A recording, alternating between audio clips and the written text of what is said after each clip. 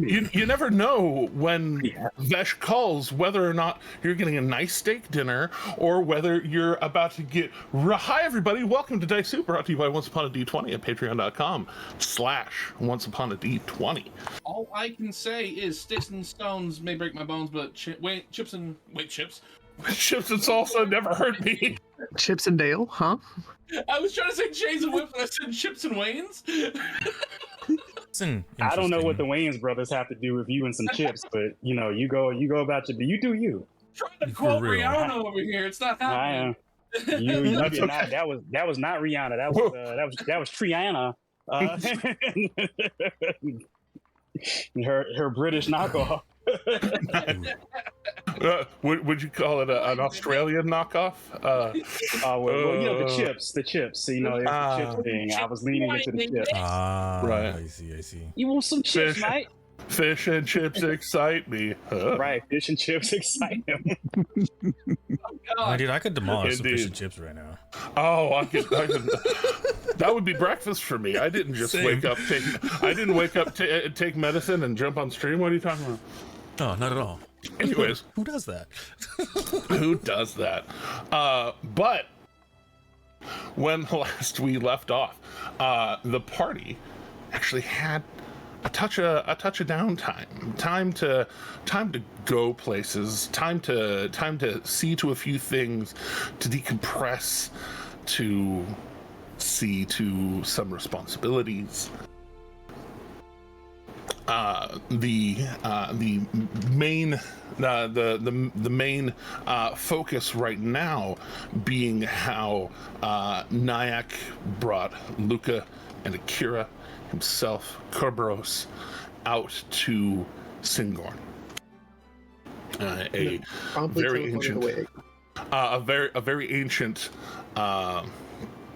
very ancient elven city that looks it. The towers are old, but pristine, beautiful, immaculately kept. Amongst them, beautiful greenery, trees, a lake a mile wide on the short end. In the middle of this town. But more particularly, where we left off, Luca and Akira had been brought by Westra, Voice of Memory, Warden of Syngorn, to one of her trusted advisors. Not for the arcane confab kind of thing that she normally would, but because when Akira brought attention to it, she suddenly realized, oh, you're a wind keeper, aren't you? Akira, having a moment to digest that somebody as powerful as Westra would be able to eyeball a certain familial resemblance. Amazing. Got brought down from her tower, down the wall of the memory ward, and to another tower, slightly less opulent in its construction. That being said, still thoroughly functional, with a symbol on it, a eye going sideways, another one kind of looking like it's an eye, but it's a crack in reality behind it, this seal, letting them in, introducing them to this Urek Windkeeper, famed enchanter and head of the Arcana Pensophical, as it has been known to you. immediately Akira, vibrant with just like, oh my god, I want to tell you everything.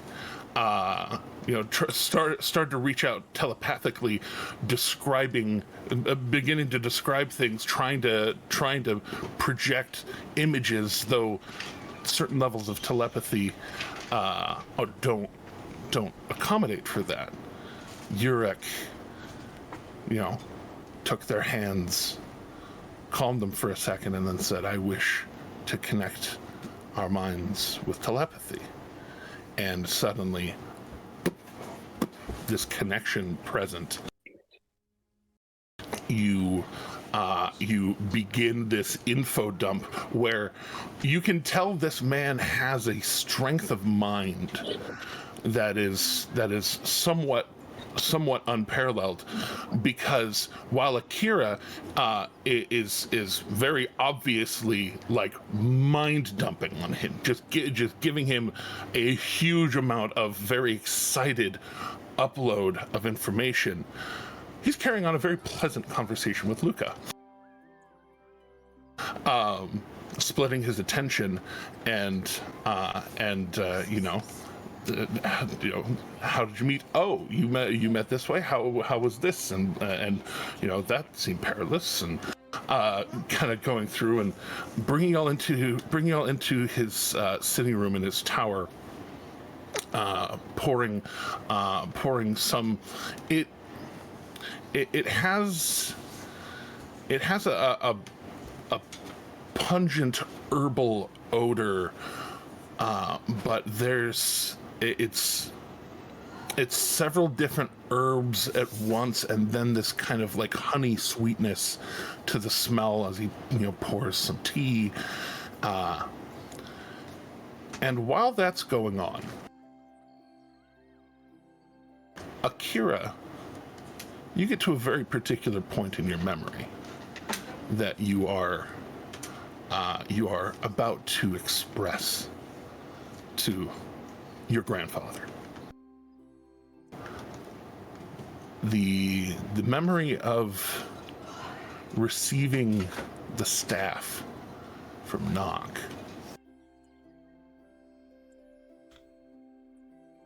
And as you start to try and share it, your mind, as we rolled at the end of last week, you and I, when you were talking about what you would be sharing, you go to start to share the memory of connection to that staff. And your brain, like, it's like you reach for it and then it starts to fuzz. And it's like when you forget a word like you forget how to spell a word that you've used like 18 times that day, and then like it's lost all meaning, and so your brain the word memory doesn't look like it's spelled right on the screen. Like, that's wrong. It's wrong. Why is it wrong? I don't know. I don't understand. Your brain kind of has that kind of short circuit, and Urek actually interjects. And wait. Go back. You got this staff, and then you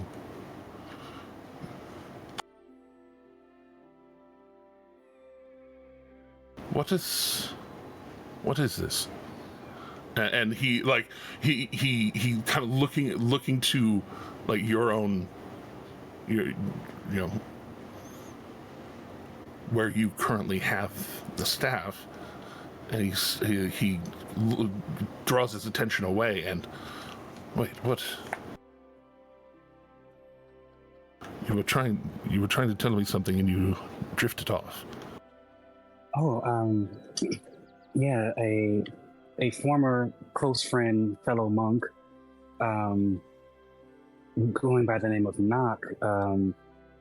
He when he left our group, as you probably saw in the memory, he gave me the staff, and I did a tune to it, and I found that unfortunately found myself cursed. And you go to say the word cursed, and it slips from your tongue. Like you go, and your mouth just stops. That's weird. I find myself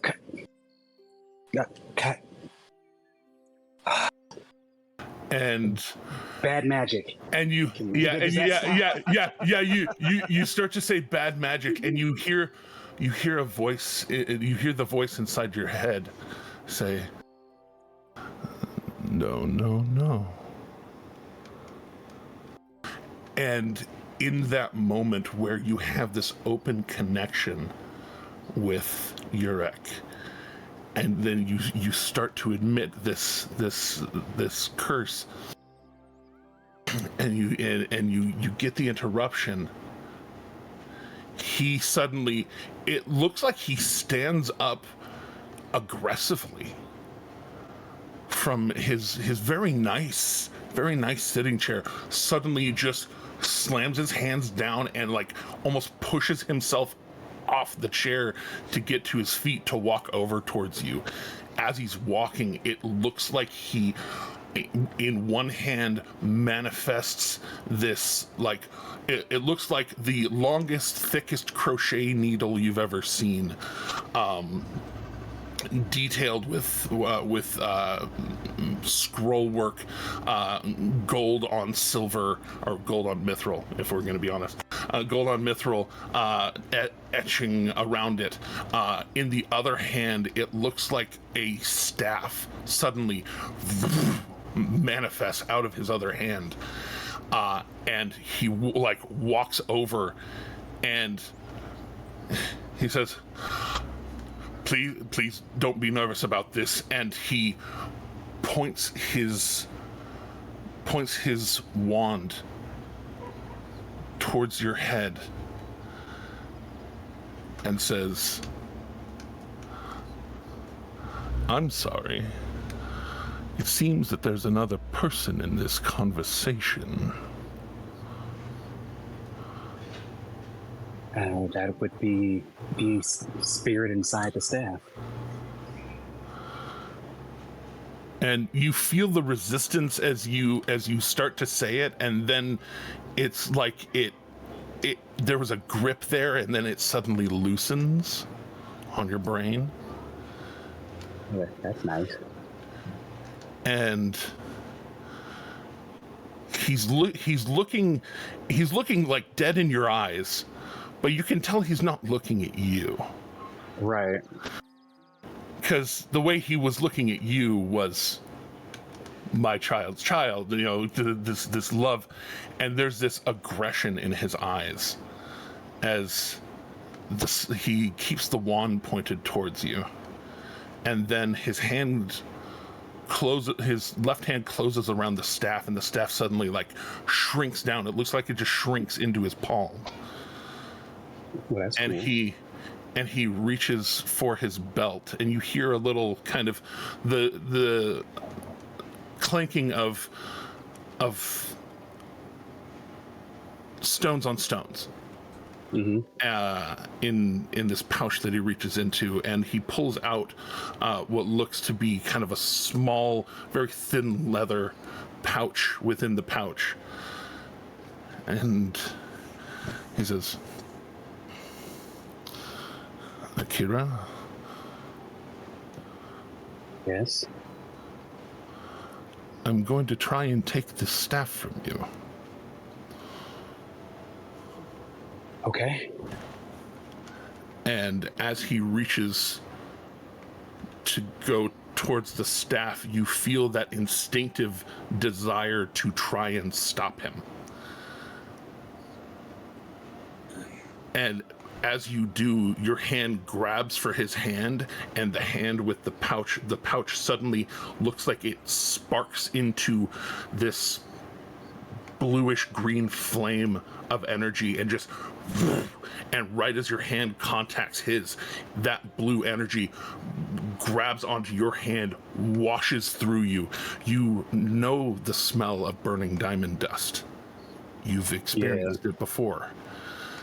And you feel that greater restorative energy suddenly shoot through you, and right as it's going, he just very quickly grabs the staff and pulls it away, and like as he kind of like lifts his hand up, this visible mage hand extends up and pulls it up and away and just kind of floats it in the air.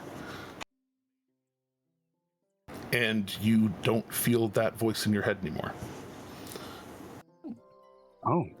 And like it's like it's like suddenly losing 15 pounds, like overnight, where you didn't even realize it was there until it wasn't. Right. Akira is going to first smile, just happy that the presence is gone, but also still knowing that it's not over yet, in terms of what has to be done with the staff. So, not to completely interrupt our story time, where did your friend get this staff? Beardy, remind me where you got that staff, because I forgot where you got it from. I believe I got it from one of the hags, didn't I? Yes, you did. Yeah. Yes. My friend got it from a hag, and then he gave it to me. That his face like tightens up in a way that like you see how old this man is, as his face kind of like he just tried to chomp into a lemon and wasn't ready, and just kind of, if I can give you some grandfatherly advice, please do not ever take a gift sourced from a hag. Especially from a fae. Lesson learned. And the wand kind of maneuvering the mage hand, it floats down, and he starts looking at it. I can understand the appeal of its power, and he kind of twists the wand, and the staff kind of twists in the air in front of him as he looks it over. I can understand the allure of its power. This is a very powerful piece. My goal was to, and has been, to keep the fae inside of its star, as she told me, if I ever used her in cruelty or in hateful or spiteful ways, her presence and power would grow. So I've only used the staff to help, protect, and defend. My goal was to keep her starved until I can get rid of her and reforge this into a hammer for court. Oh, that is very dangerous to try and pull one over on a fae. Do you hear that? Most people would consider this a prison. You like being in there, don't you? He his attention. You enjoy. You feed on the possibilities of misery and pain.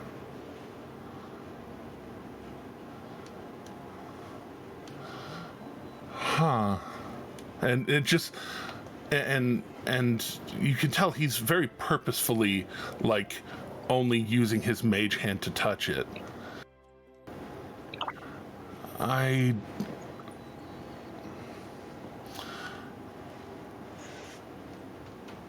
There's a moment where he keeping it aloft starts walking over towards a shelf with it, and he pulls this satchel, very decoratively placed, kind of smoothed out, and that he just kind of like pulls it forward from the shelf, opens the top flap, and just kind of lets it fall into it. And you know the sound of something falling into a bag of holding. Mm-hmm. And as soon as it's down, his shoulders drop. You know, the ready mage stance kind of tightness suddenly just drops from his shoulders, and he kind of, in his fingers flicks the wand around and back up his sleeve.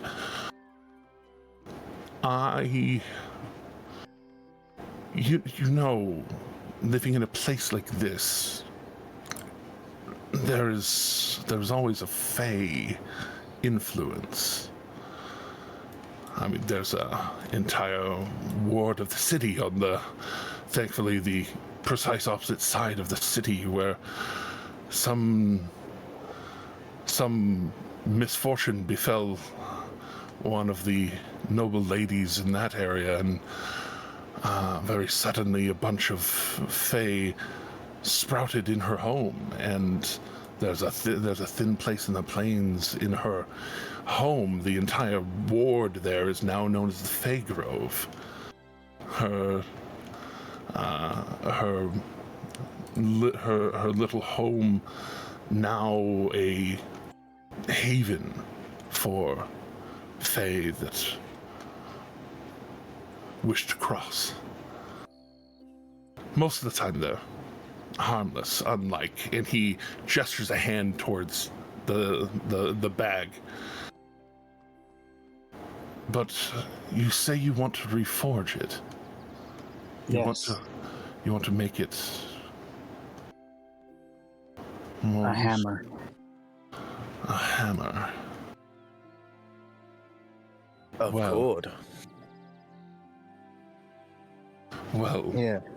And Akira will, Akira's not hiding a tattoo on any of their tattoos, honestly. So. Right, yeah. Yeah. If you need, I can help provide at least some assistance with containment. Now that would be appreciated. Now that it knows, she, sounded by the voice of her, knows that you have ill intention. The further you are from her, the better. Further she is from you, more accurately. She would try to stop you. Well, it's good that I have you and my friends to help me. But a ritual like that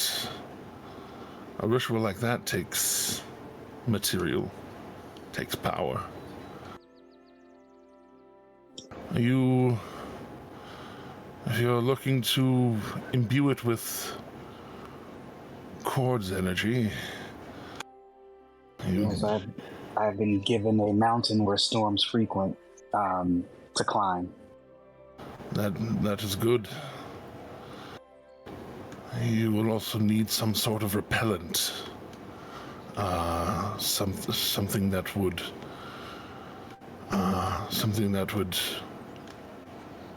force her out.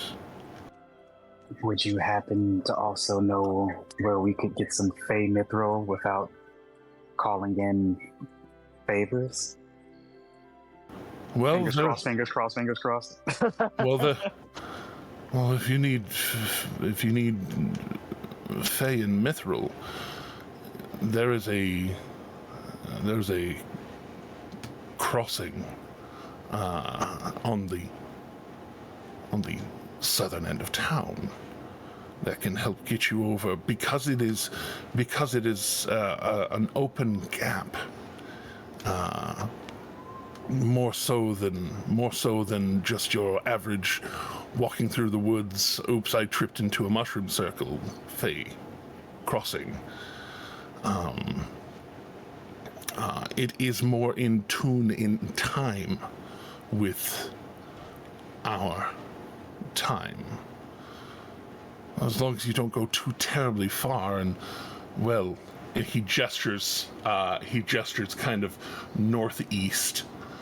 The mountains, Stormreach. Let me let Jeremy double check his fucking map work. He's got info. He's got the maps. Got the maps. I'm the map. Yeah, Stormcrest.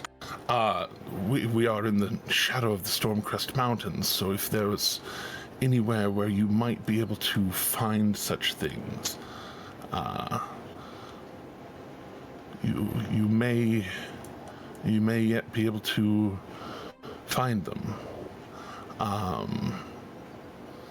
But the scar, for lack of a better term, open in the Fey Grove would let you cross back and forth. I'd be careful. It's located within a house there.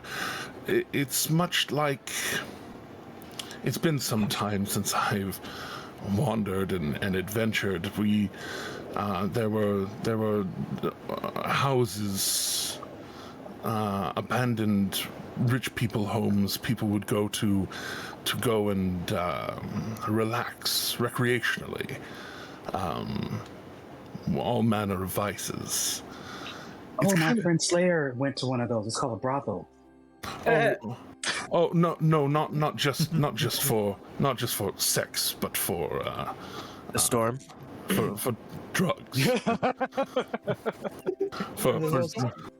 No, I'm correcting earlier. Yeah. The Slayer was mentioned. It's the storm. Oh, the storm. I'm sorry. I gotta adjust. You got to remember, he's Prince. Oh. He's got to get all the way through all of his other names before he comes back around. It's fine. But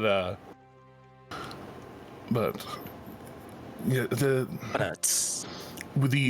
Fae will, if you pass through there will be all manner of temptations, mostly to do just silly things and probably waste your time and make you look foolish. Thankfully, most of the Fae that we've encountered in the Fae Grove have been merely the trickstery type. But we always keep ourselves aware, and we try to make sure that there are no further malevolence that go through there. I would just keep wary. If you go that way, though you were able to get here from Nicodranus, yes, you may have your own tricks up your own sleeves that I don't know about. But and I have one of the best people for dealing with the Fae here with me in Luca. We may not have to go too far in to get the help we seek, as he's I keep finding out he has connections. that's fair. Absolutely fair. But knowing that, I could at least begin the process when you return.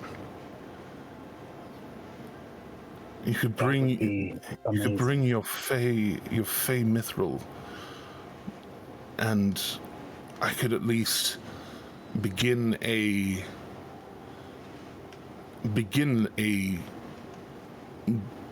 some work to expel the creature. You would merely just need to charge it with the energy that you're looking to conjure with the storm, and to put it indelicately, make yourself into a lightning rod. Whew, okay, does it sound dangerous? That's Sean saying it, not a Yes. To put it indelicately, make yourself into a lightning rod. An extraordinarily dangerous thing to do, but there are few things more powerful than than Chord's lightning, and if you are attempting to channel Chord, that would be, if you are trying to expel her influence and shunt his influence in. I can get to work on that while you go gather the materials. That sounds great, Grandfather. And like Akira, like that's like the first time Akira has actually really, really kind of said those words to somebody. You're not from here. You don't have the sort of expectations that other people have on me. Here in this very ward of the city, there is a college. They've come to calling it the Spires of Uric. Oh. I don't know what kind of horrible bastard I had to be to have a school named after me, but I do know a thing or two about Arcanum.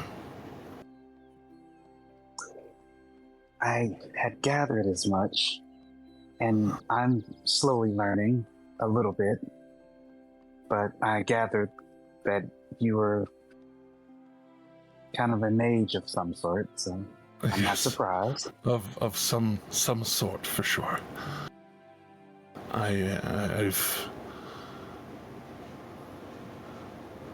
I'd like to say that I have been blessed by the Arkheart themselves, Coralyn. They have seen fit to help weave my power between the arcane, the natural, and the divine. Wait a fucking second. does just, I'm not gonna say anything specific here, but do one of my elder characters potentially know this guy? Yeah, 100%. Okay. Yes. Okay, cool. All right. Yeah. Thank you. Well, yeah, no, literally no doubt. Okay, yeah, sweet. I, like you said, the school bit, and it triggered a thought in my brain. So. Yes, sir. Precisely, yes. Love that. But because of that, I feel pretty secure in being able to do that for you. It is equally a gift to know that you exist. Akira, with 20 minutes ago, I was less blessed than I am now. Akira not breaking eye contact with Yurik, like during this whole time, like even when they went to talk about Luca, it was like a slight glance over to Luca, right back to Granddad. With tears in their eyes, they are going to just rush, not, however close we are, just pretty much big old hug. Oh yeah. He backed off a little bit after getting big and imposing, but yeah, just you. And so you said you know something about where Ritikosh found himself, and you kind of going back through, because you kind of I'd like to think it was kind of that ADHD. Oh, and this happened, and this happened, and this is why this is connected to this, and kind of going through some of the memory. Something that elves are actually particularly adept at. Yeah. So, Ritikosh.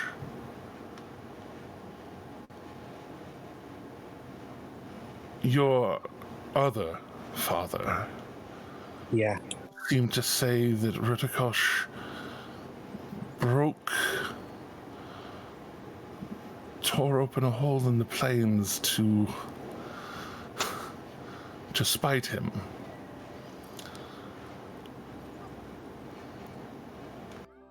That would explain why I haven't heard from him in 20 years.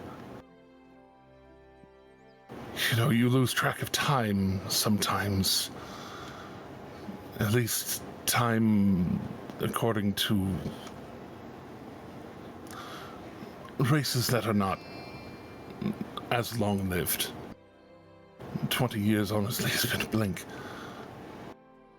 I would not have thought anything of it, honestly, until you brought it to my attention. It would explain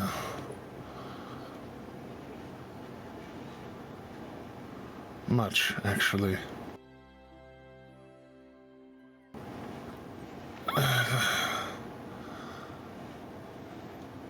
If I may, he kind of looks away for a moment and does some glyph work. Glyphs you recognize to be sending. And he just kind of does them up in the air real quick, and they fade.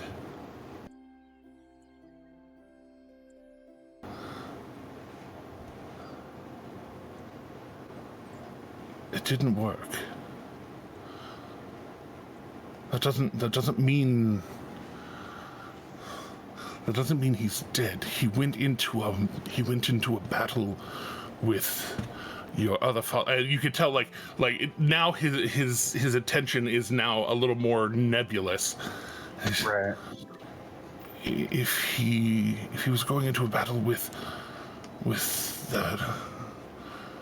an emerald dragon, he would have protected his mind. He would have done something to stop it, and then, depending on where he went in the astral plane, time would have passed differently.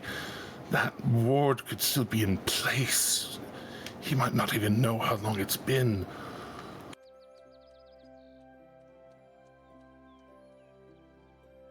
Are you able to find him? I don't know. He focuses in and deadly serious. I don't know if he still has the protective wards protecting his mind. Trying to send to him would be useless.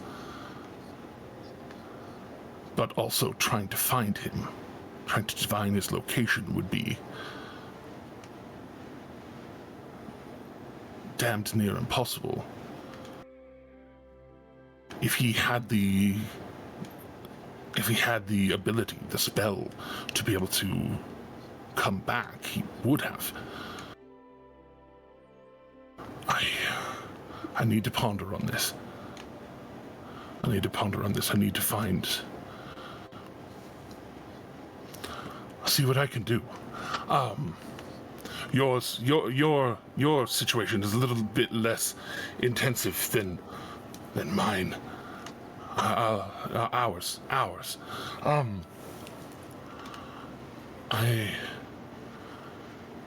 will see what I can do.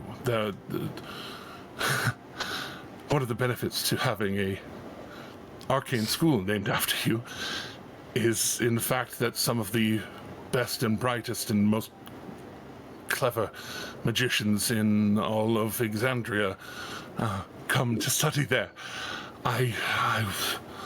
This is a problem for more than one mind, I think.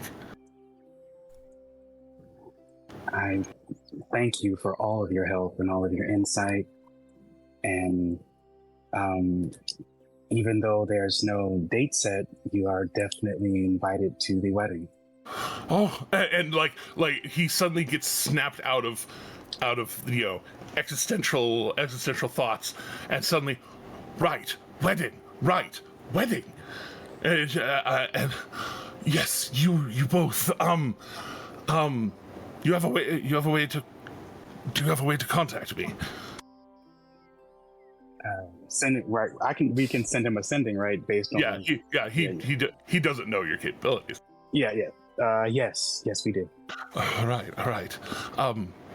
Yes, feel free to send to me when it's necessary. I will make sure that I have a teleport prepared. Do you have anything from? Wait, do I have anything from Nicodranas? Do you have anything more current from Nicodranas? It'd be much easier for me to suddenly go there if I had something to focus on. I kind of looked to Luca at this juncture about that.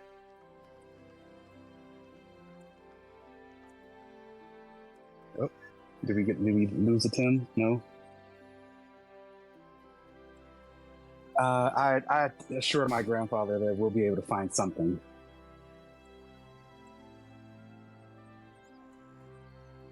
Right. And taking whatever it is you end up giving him. I'll use this to get there. Make sure people know. Make sure people know my face. Suddenly appearing some places sometimes gets a little dicey. And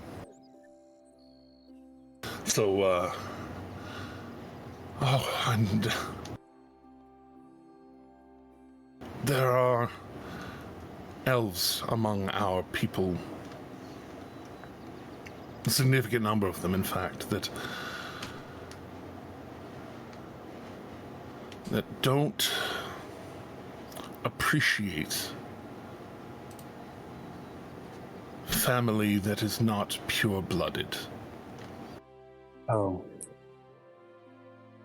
And that, honestly, is one of the reasons that I don't command more respect here in town. As much respect as I command, to be unhumble, I could have Westra's job. I, unfortunately, in my long and storied career, have made a point of having family that is not tightly controlled by the Emerald Citadel. Most procreation amongst the elves of Syngorn is very tightly controlled, very tightly kept. They like to breed for strength, breed for purity of elven minds and elven things and elven this and elven that. That, to me, seems at the very least end silly, at the larger end selfish. I couldn't agree more. Were that the case, miracles like gestures towards you, miracles like you would not have been able to come to be. Oh. Just game. Akira's just going to beam with pride at all of that. they are very happy that they got to meet their grandfather and also his help for removing the curse and his help for all of this. Akira's like super grateful. Are you, with your permission, I would like to keep the staff here that I may begin the process for you. Of course. Please. When you are ready, I have an ability to send objects over across Exandria with merely a bit of gold and a bit of thought. So at your leisure, when you're ready, please feel free. Let me know, and when you are back on Exandria material, and I can send her to you wherever you are. Kira will nod in agreement and go back in for like one more hug before. As you go in for that hug, you hear what sounds like knocking, but it's this kind of like omnipresent sound. And you hear this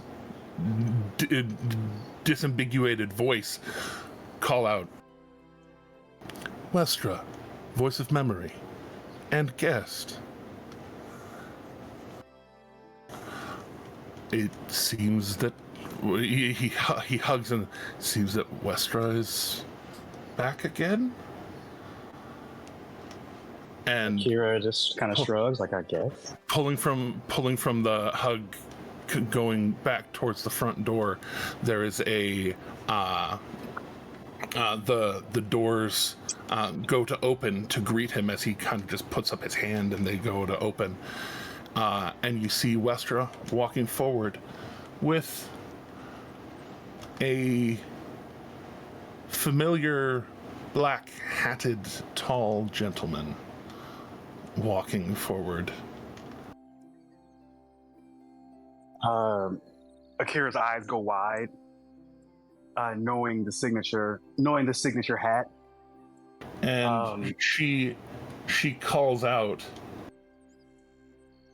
"Someone got dropped back into my room just now. I was told to expect them, and that I was to bring them to you."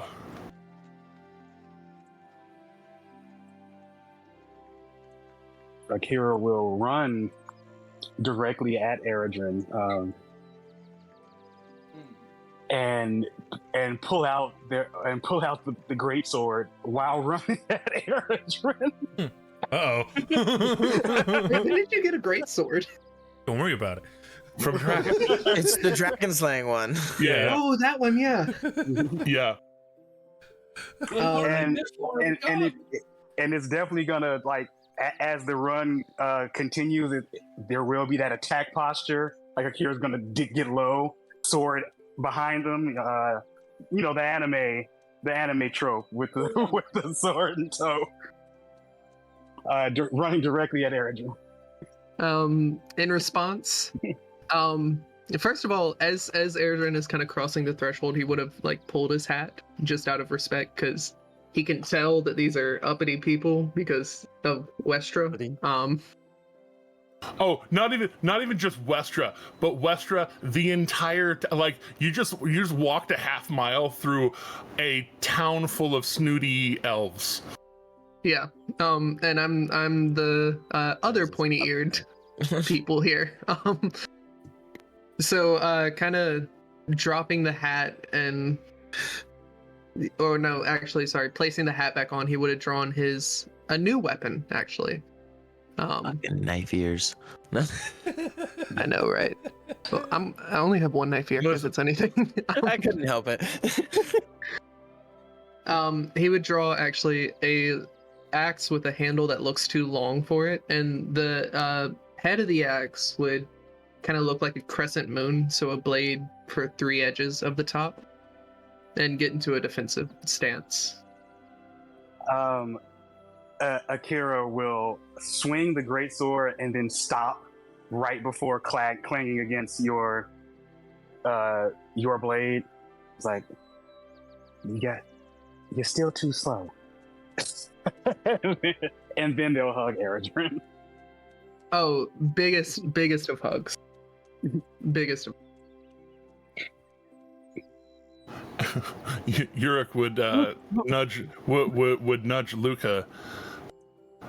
Is this a common greeting among the Gith?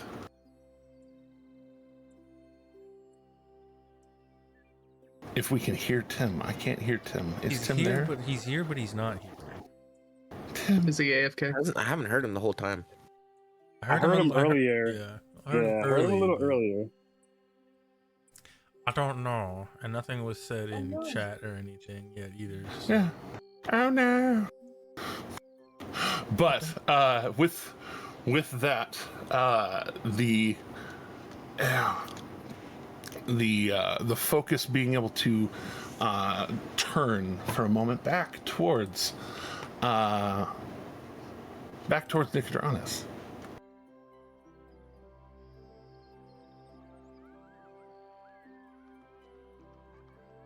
It's where the storm. I have to get used to not saying the Slayer. Yeah, the storm. The storm. The storm. Storm, comma the. Storm, comma Indeed. the. Taking himself out along the side of town.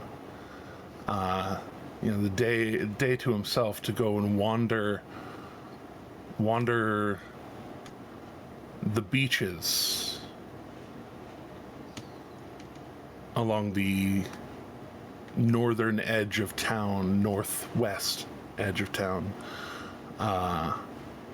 finding where the beaches and the cliffs meet, finding a high cliff, beginning to climb that cliff. Not something I'm going to ask you to roll for. Apparently, you can't not do it. According to the dice.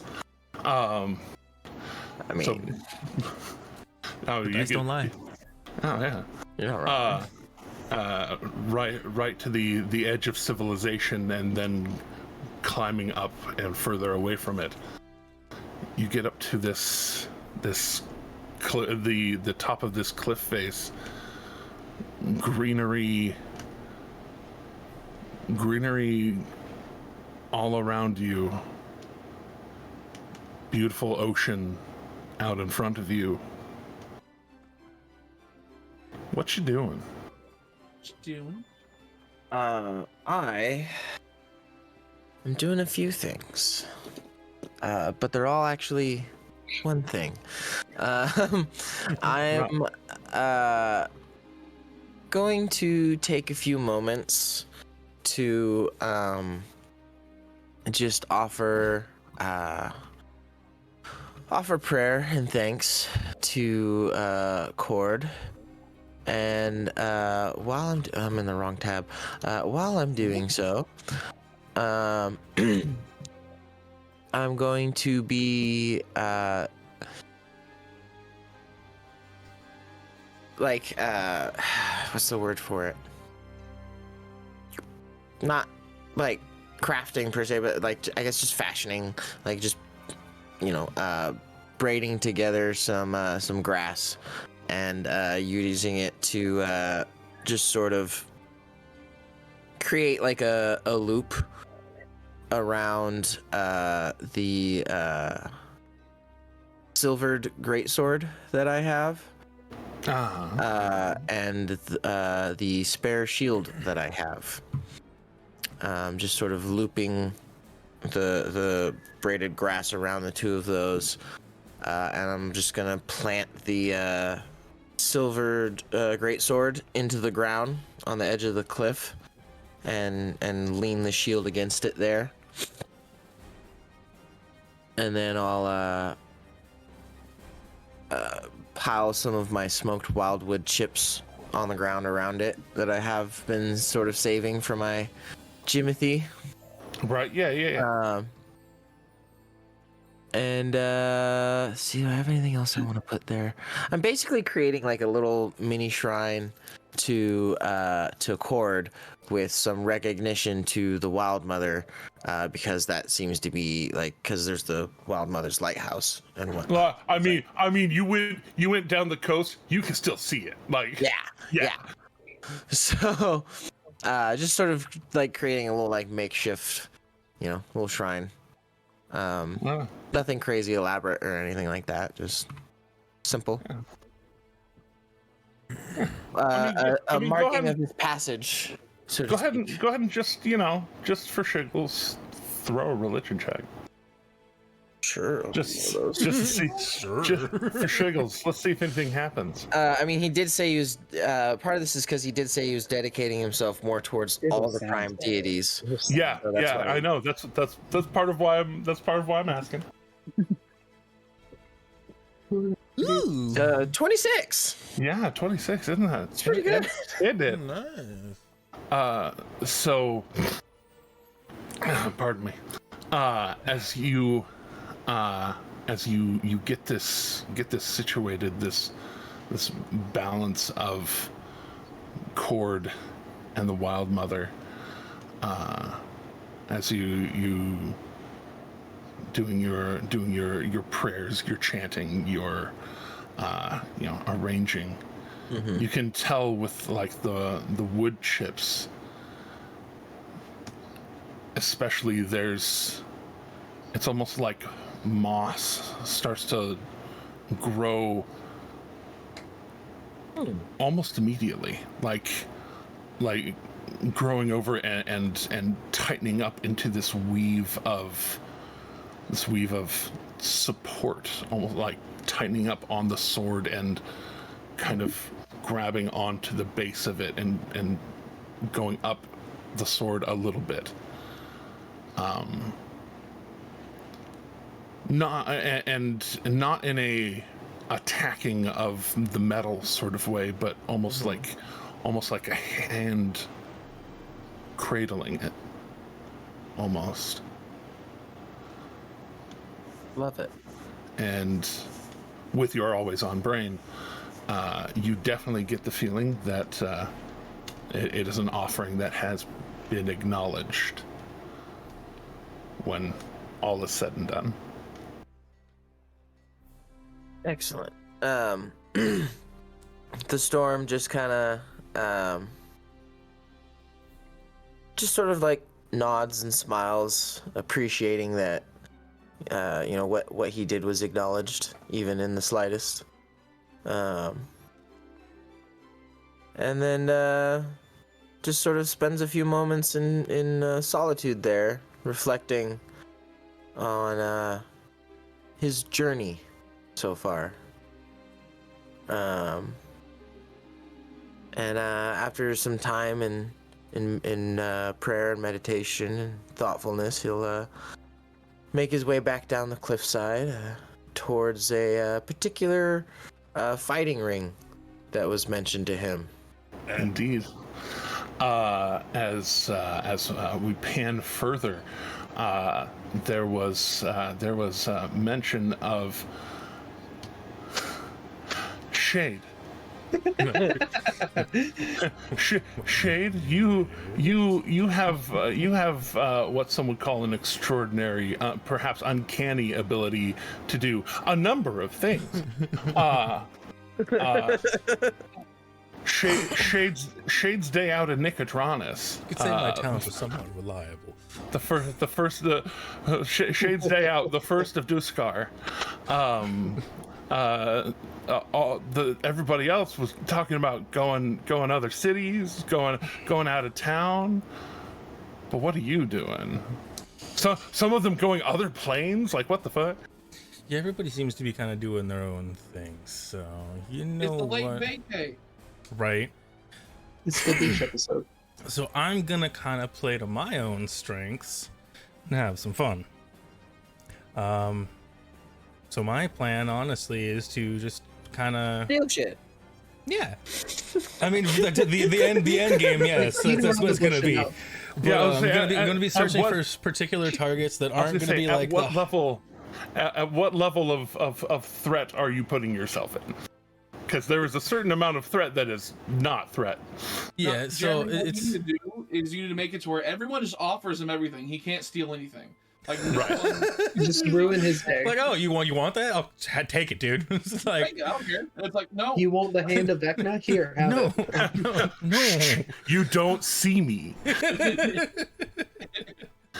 So, the little cat man, big ass, cartoonish key in his hand.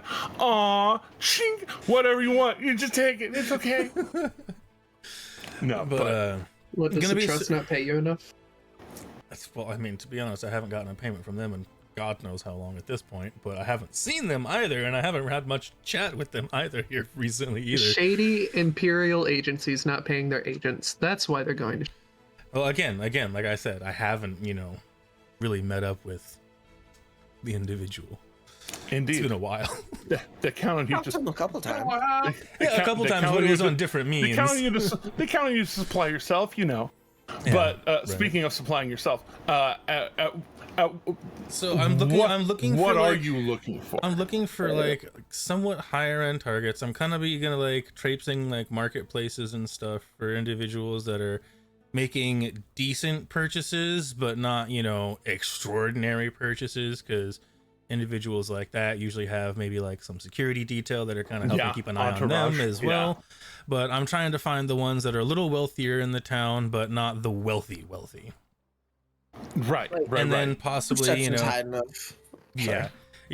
And then trying to pick off tourists is what I'm hearing. in a sense, yeah. The locals are probably not the best ones to be preying on, especially since they'll be Plus, around. they might be for longer. Luca's friends. Yeah, You know, there's a who possibility knows?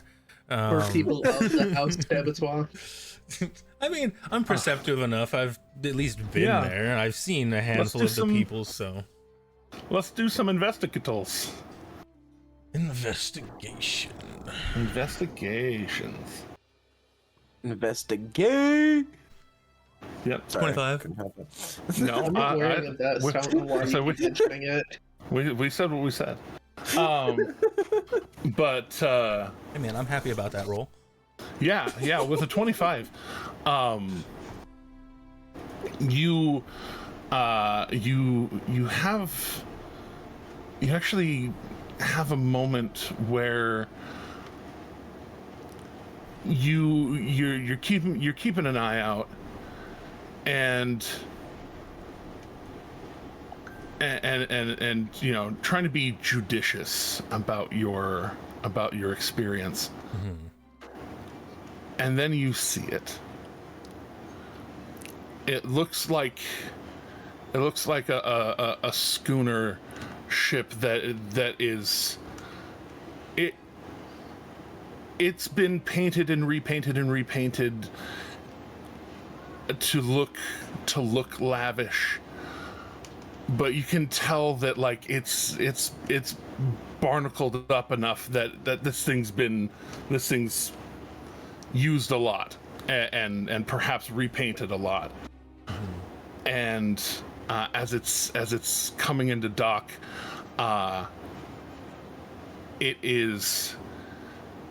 it's offloading with a bunch of people, some of them looking a little more arm candy-y, whether professional arm candy or recreationally arm candy. They're same getting thing. off. Depends on whether you're paid or not.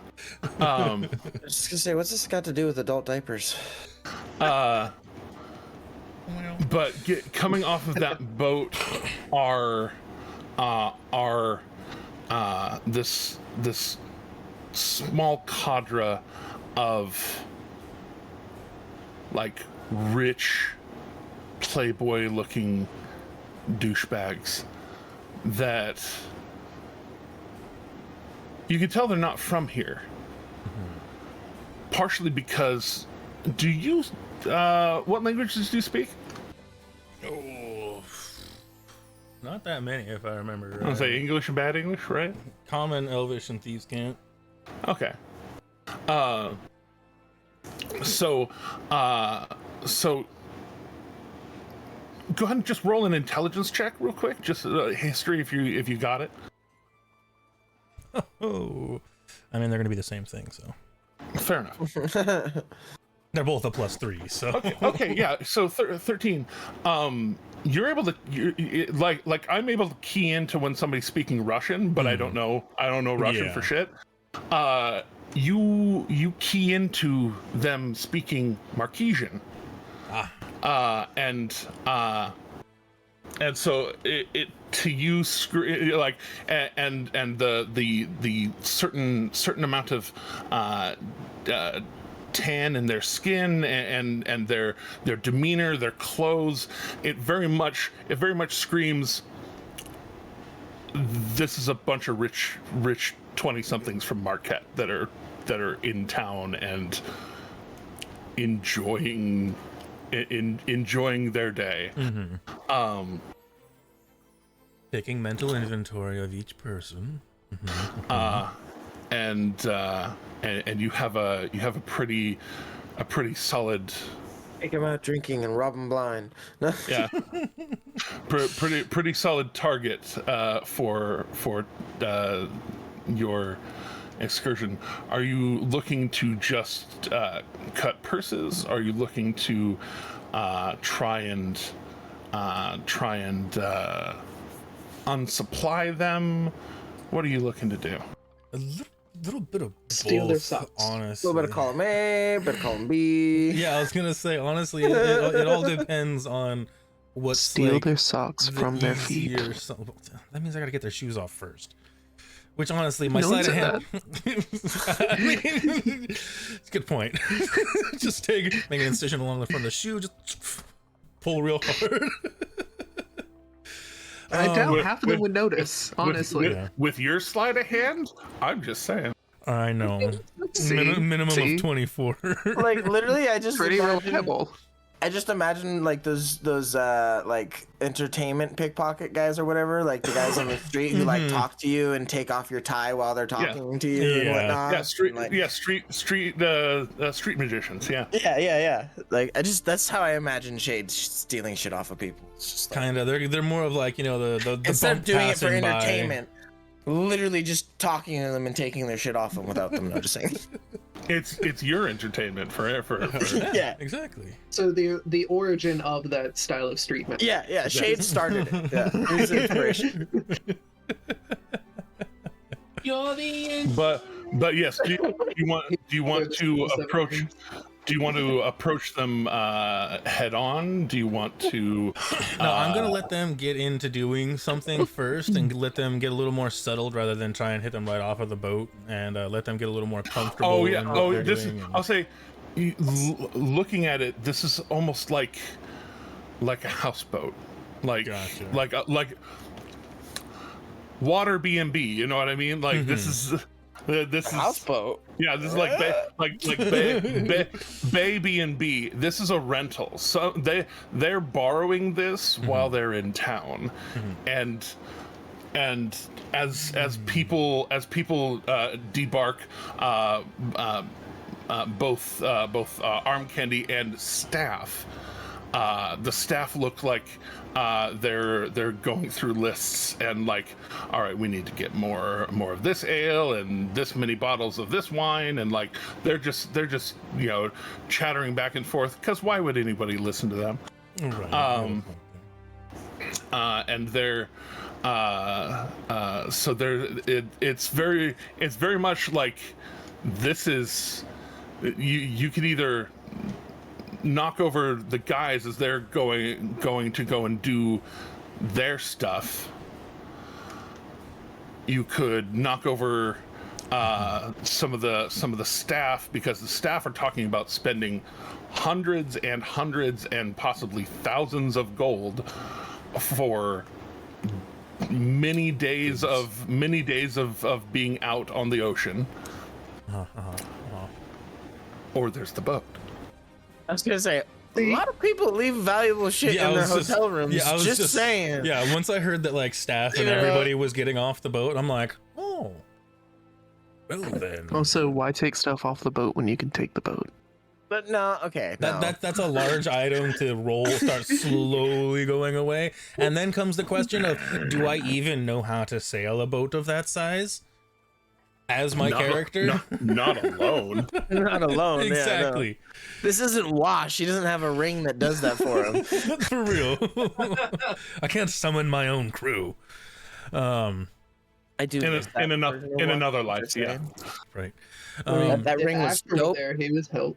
He could Literally just, sorry to interrupt, but literally just a ring for the rest of the group here that like let him sail an entire ship by himself. Like he would bind the ring to a ship and then the ship would just sail. He was a ghost captain. It was great. Anyway, continuing on. It was great. And he had a semi-permanent translucent skin because of potion mishap, and yeah, it was great. He was a bonely boy. It was wonderful. Anyways. Ghost captain. Literally ghost captain. Literal ghost captain. Literal. But yeah, no, also I'll let them go off and do their thing and whatnot first. And then I guess I will sneakily make my way onto the boat first. I'll let the crew do what they're doing because, the crew, that's just the crew. I'm not here for them. Because that's, possibly also a local something. Who knows? I would imagine they're probably maybe somewhere nearby. I don't know. Oh yeah, they're flying a Clovis Concord flag, the Menagerie Coast government. They're definitely a local. Mm-hmm. But yeah, so most of the crew getting off. You go sneaking forward. Go ahead and roll stealth. Alrighty. And then, just for reminder and whatnot, boots of Elvenkind, cloak of... Oh, yeah, no, I know. All my yum-yums, as always. Yeah, I know, God knows. And now the audience knows. Yeah. So 28. Yeah, you,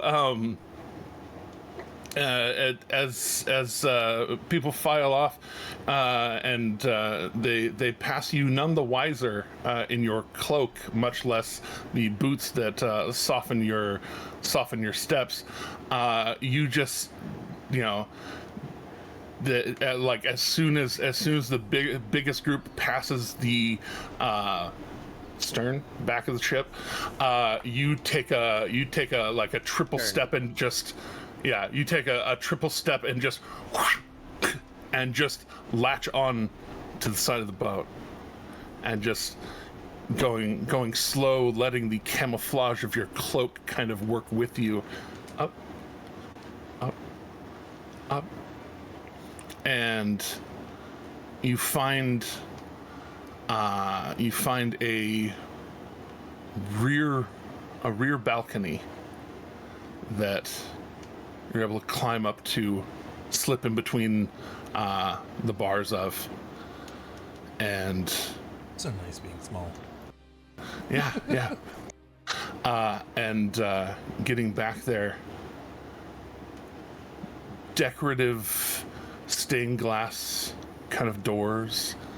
One of them kind of looks like a sunburst going this way, and the other one looks like the moon Katha, the white moon, shining brightly, little rays of moonlight going off of it. It's very pretty, but the little lock where the handle is. What's your minimum again? 28.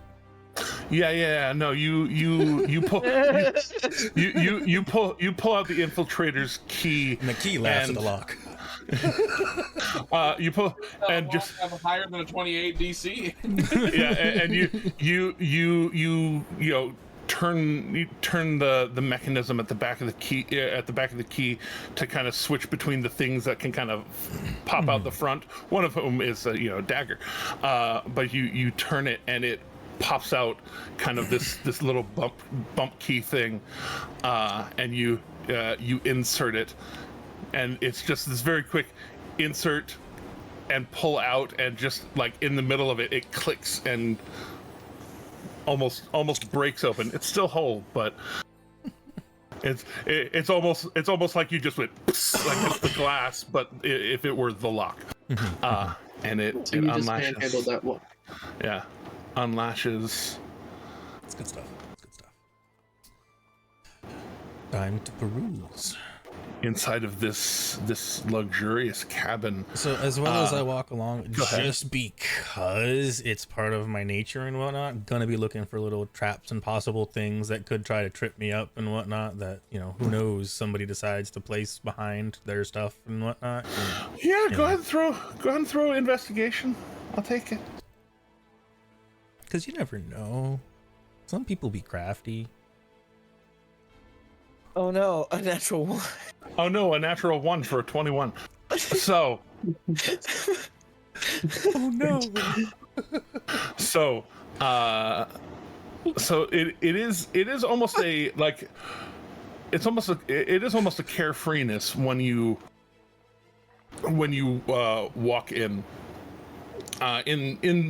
as carefree as you ever get, where you know the key just pops it open and you just have that moment of like and just shut the door softly, and this, as glamorous as the people were looking when they were getting off the boat, some of them looked a little day drunk, you know what I mean? Mm-hmm. But there's a reason they look day drunk, is that this suite is in all manner of drunken debaucherous disarray.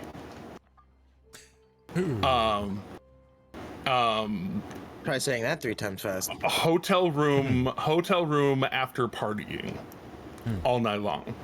Watching where I step. there 'cause are- there might be some yeah. sticky traps. Or passed out human. Yeah, there's sticky traps. There's spilled wine. Sticky traps. There's spilled alcohol. But then he's not a rat toad. It smells like Van Halen's green room in the 80s. Accurate. And but amongst that, part of the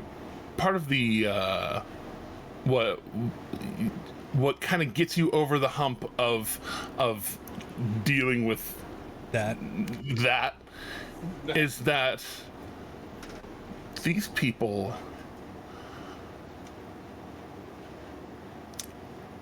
some of the glamour that they put on during their partying are jewelry in particular. nice. This chest that looks like at one point it's not even that you have to unlock it. They didn't shut it. And it looks like at the end of whatever happened in here last night, necklaces were taken off and just kind of dumped in, on, or around this chest. And there are like 7 of these necklaces, some of them different, just straight rubies, some of them pearls, diamonds, jade, emerald, Let's see here. set in Fine, that's Set it- mine. That's mine. Yeah, well, I see. I was gonna set in say. very it's like, set in decent, mostly platinum settings. Ooh, that's nice. That's real nice. So I'm gonna take 5 out of the 7 there. All right, just At- grabbing. At the DM's discretion. Okay. You just start grabbing, and as you just kind of just getting up close, looking in. There's also like 2 whole handfuls of rings, like 10 rings just in there. 10? Yeah, 10. I like that number. Two handfuls of rings that are in there. These different these different ones. I mean, what's your minimum investigation? A lot. 21. Yeah. You just rolled it. Yeah, you can tell that there's the 2 of them have signets on them, very identifiable signets. And while those signets also have jewels in them, those are highly identifiable. And a lot of these jewels probably somewhat identifiable, but like those are things that like house crests. Almost like it's a good thing you have a jeweler back on the team. I was gonna say, you don't know this, the other- but good thing there's a jeweler with us that could just scratch that shit right off. Right. But the other eight are a little less descript, even though they're fancy. They're fine. Somebody in the deep know might be able to source where they came from. Yeah. But Then you have a jeweler on the team. So I'm gonna take 7 of the rings, and obviously taking the 2 fancy Isn't there ones. an Ariana Grande song? taking the 2 house ones. Yeah.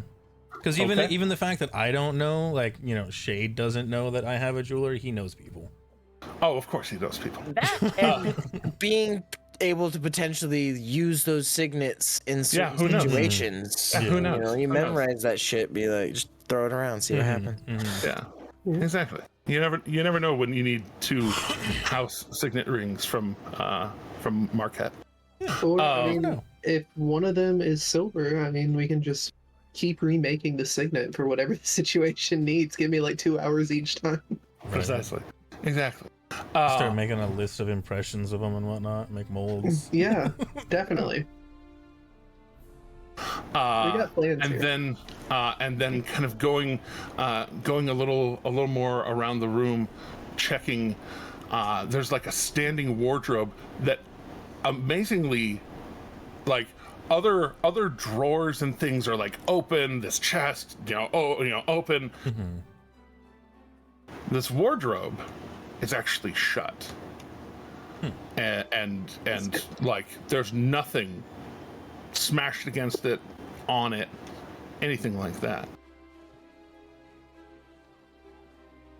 Is it locked? You go and touch it. I want to look at it intensely first. Go ahead and look at it intensely. There we go. Yeah, there we Just go. The opposite There of we the other one. Exactly, love that. As you get close to it, Damn. yeah, as you get close to it, you whereas the rest of the room smells like booze and ass and all sorts of things, getting up closer to it, this actually smells good. Like really good. And no lock, just kind of, or no lock for the latch, unlatching it. You peek in, and it is a series of there are 7 very fine black suits, each one very specifically tailored, different sizes. Black suits, you say? Black suits, black shirts. These Are they clubs or spades? These floral lapels. Are they face cards? Possibly the very good smell coming off of this place. These kind of Just showed a card with the face. Have cards handy. Sorry. These bouquets, rose, other petals kind of flaring out from it, and then the eighth suit in there, inverted, white on white, a bigger bouquet of flowers, flowers pinned to The it. wedding party. So you're just pre-shopping for the registry for Akira, is what I'm hearing. Maybe. Who knows?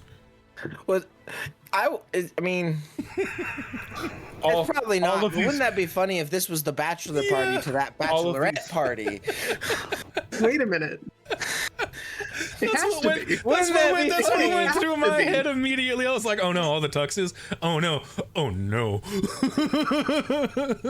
Shade's ripping off the bachelor party, and I ripped off. No, I'm just kidding. Justice, You no, ripped on. you put it together. You figured out my joke. I'm so proud of you. Please take inspiration. Like How long it have you been cued baking in this, my Jeremy? brain like immediately once Justice. Well, once you said that it was all the suits and whatnot, I'm like, oh no.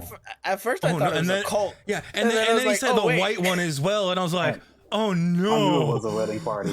I knew it was a wedding party from the moment you opened the thing. It was a wedding party. I knew it. On the black suits, they're these like five button suits. Each of the buttons kind of engraved with similar signatory, slightly less detailed than one of those signet rings. All of the ones on the black suits, a bright silvery, possibly platinumy sheen to them, and then the ones on the white suit are all golden, of a similar make. Don't take the buttons off their shirt. That's a bit too No, far. no. He's not planning on doing anything with the suits. Was gonna ask first off, does I'm assuming does Shade has knowledge of like the whole wedding? Does he have knowledge of the wedding bit that's gonna be taking place and all that? Has that been mentioned? Oh yes, that's been mentioned to the party that It's gonna happen. Yeah. it's gonna happen at some point. That they are affianced, as one would say. So has there been like a date set so far? Like No. would I be able to correlate these people being Oh here yes, with that at there's that not time and whatnot? not with your group. No. Okay. There's Also- nothing settled on that end. Also, real quick, Jesse Chem E rating with 6 raters. Hi everybody. you. Thanks for crashing in. We Welcome love visitors. Stay wedding if you like it. Yeah, wedding crashers. Nailed it. So yeah, if you like us, hang out. Thank you. Thanks for hanging. This is Wedding Crasherception, because we are crashing a wedding. Indeed. I don't yes. know that.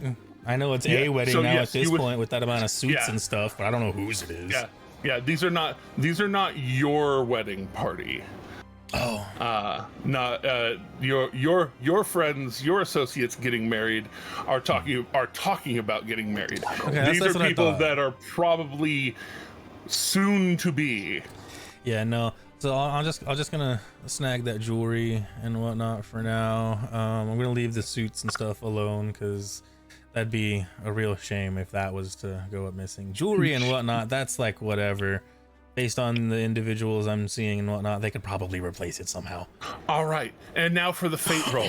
Let me higher or lower. Lower. Oh no. Roll lower than a 43. Hell yeah! Yeah. It works sometimes, Ro. I swear to God, it works No, sometimes. it doesn't. I refuse to believe fate rolls work. But Just work. You just saw it work. I've managed to win a But- few of them so far. I've been happy with it. But in You fact, believe it. being careful and doing this soundlessly, it takes a while to make sure that all of this happens and making sure that you're being completely clasping things and being quiet with each piece. You actually start to hear the sound of crew coming back on the ship above you, Lemonade, green tea. above and laterally from you. So There's people coming. So instead of They going didn't through sneak the up on you. waiting process prior, for that to all happen and whatnot after getting my stuff, unless I didn't have enough time to. Well, it's just this being like this kind of all happening simultaneously. You taking a number of minutes to do what you're Gotcha. doing.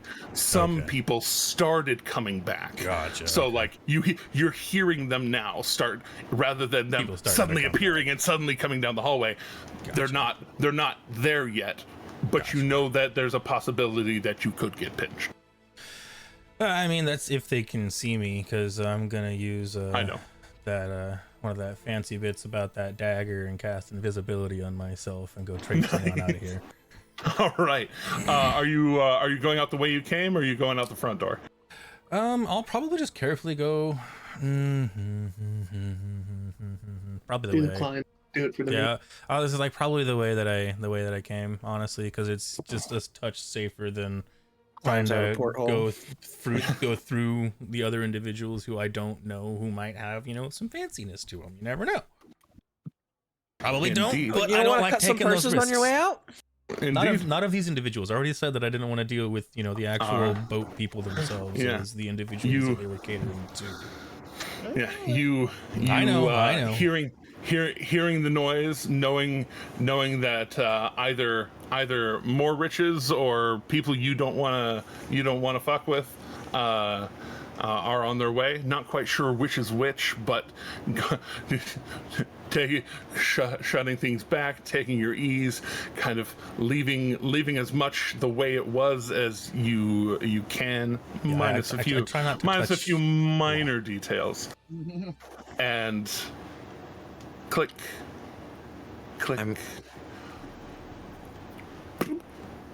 I mean, with the state the room was in to begin with. Like, Yeah, I know. I know. I could have probably Exactly, trashed you the don't- room and they you wouldn't don't have wanna- noticed. Somebody cleaned up our room, guys. Yeah.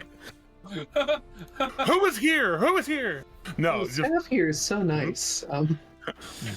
Right. just out the back Someone broke Into into the- my house and cleaned it. Are you complaining?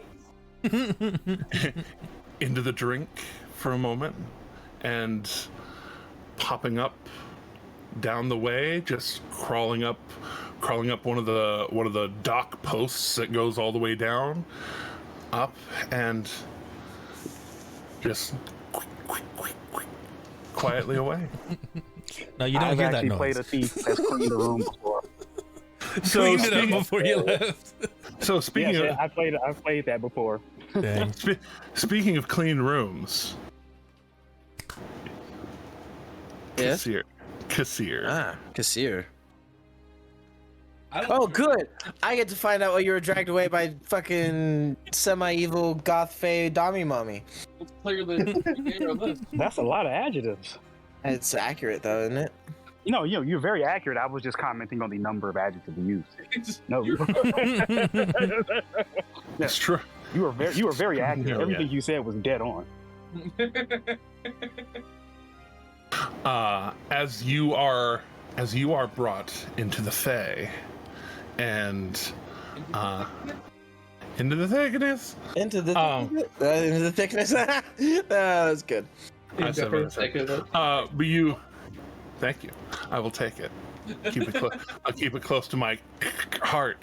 No, you are brought through the blood portal, the gate, capturing you in mid-walk, but for everybody else, it looked like this horrific blood circle suddenly opening behind you and swallowing you. For you, you're walking, and then suddenly you smell the fresh smell of Vesh's grotto. That right next to the water, fresh water rather than the salty air of Nicodranus, and the rushing waterfall on at the front end, right behind you. You come in, and it looks like she took one of the toadstools from the pool and set it up with you're not sure whether that's a statue or a person that's under it holding it up, but they're holding it very steady, whatever it is. Right next to it, these chairs made of vines, sitting on either side of it, and what looks to be a plentiful meal set on this lily pad table. As you appear, and she sees you come in, and like you see her hand kind of closing from casting the spell to bring you, and her usually red blood dress looks more black and flowy. She may have actually put on clothes. You're not quite sure. Looks like it. And it's cut in all the ways that you would expect somebody who is of her type of fae to flaunt. Yeah. But she, kind of reopening her hand, welcome. I needed to check in on you. You just went through. You just went through it. Come, sit, relax. It's definitely what happened, for sure. You don't need to get dressed up on my account, right? Oh, would you prefer to eat? And she just like moves her hand, and it looks like it just all tears away. Oh, whoa. So, you sure know how to make a green guy blush. After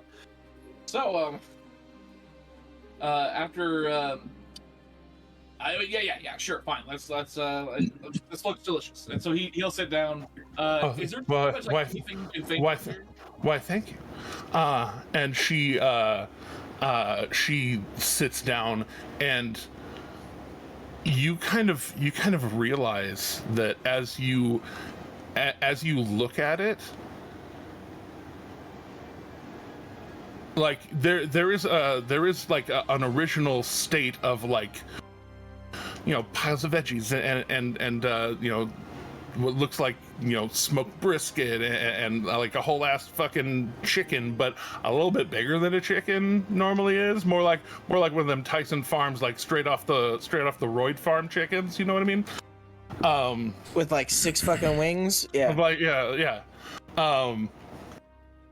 It definitely looks like fare that is more locally sourced, shall we say. But I just realized this was in the Fae, and the 6 wings things might have just been like a Fae thing, but no, I'm talking about like actual real life mutated chickens I know. with 6 wings. I know. I'm saying what I'm saying. Fact is stranger than fiction, obviously. But as you look around, when you're like, oh, is there? It's almost like it kind of just becomes there. Oh, well then. Like you think mac and cheese and a bowl of lovely mac and cheese, little what are assumedly bacon bits, and a little bit of breading on top, like already made, already good to go. And you start to ask, and she says, "Oh, anything your heart desires, my dear." So he thinks about it for a moment, and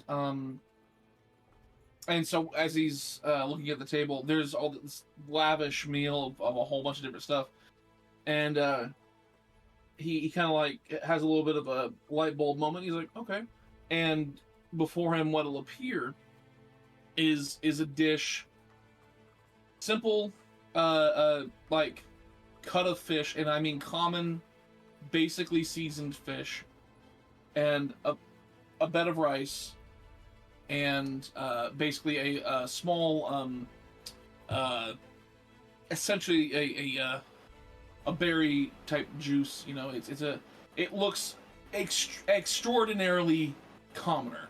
It looks extraordinarily not lavish or fancy or anything like that. And a big smile comes across my face as oh, awesome. So I take my food, I start tearing into it, and everything like that. And as those things start apparating, you start serving yourself. And she, oh, okay, all right.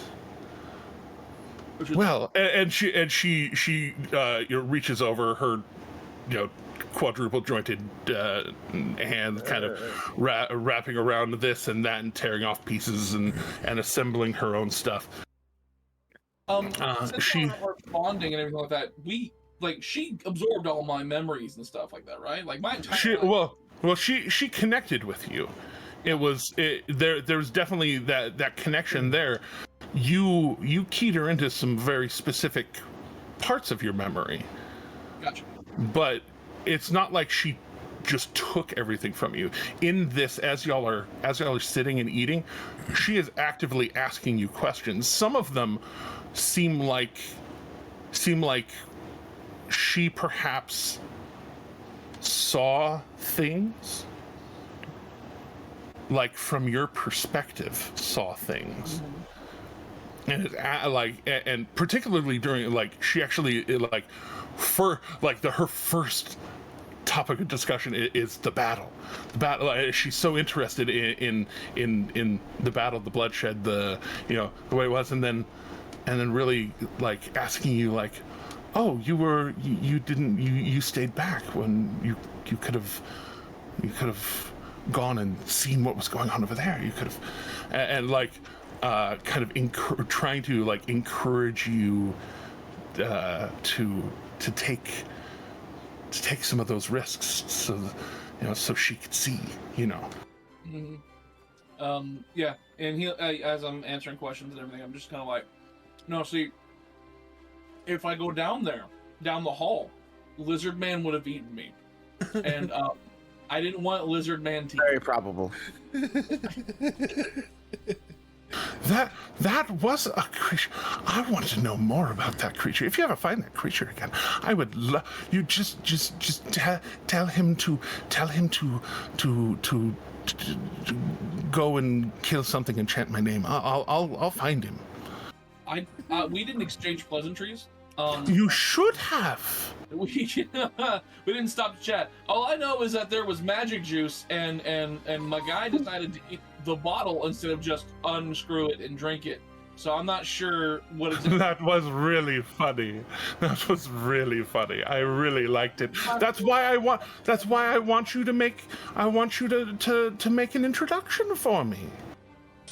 I love that how improbable that is because of his viewpoint on gods. If I come across, I appreciate the invitation, but terrifying Lizard Man again, I will make sure to drop your name. Oh, please do, please do. But and yeah. Whatever connection we have, like between me and Vesh, Mhm. is, you know, obviously she sees things through my senses and stuff like that. But with our connection, as I'm eating this meal, she'll absolutely feel,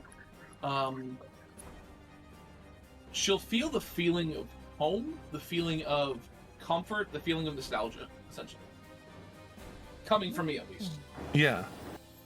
And you, I haven't touched any of the lavish stuff. Let's just put it that way. Yeah. You've.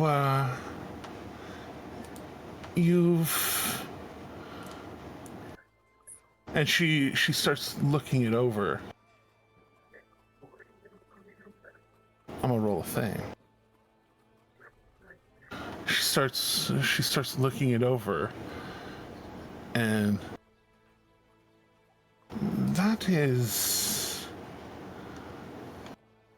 that's a very particular dish. I mean, all fields? let me see. Where do I? In the spot. Yeah, it's right where you left it. That place. It's right there. Gosh. Can't hear you, Ro. I saw your lips move, but we didn't hear you. No. So what did I apologize. What did she say? She Still didn't hear you, Ro. she asked Allfield, which for you is a town.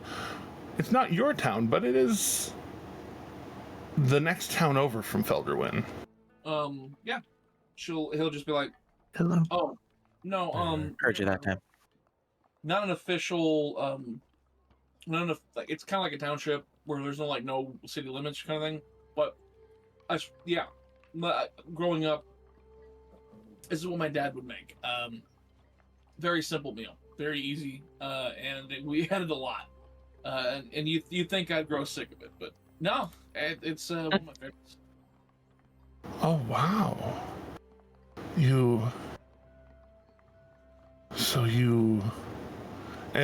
Like as you're eating, as you talk about it and you're eating it, she kind of like closes her eyes and kind of feels that for a moment. So you derive that pleasure from simpler things. Really had a taste for the fancy stuff. I mean, it's really easy. But have you ever had wild rothe?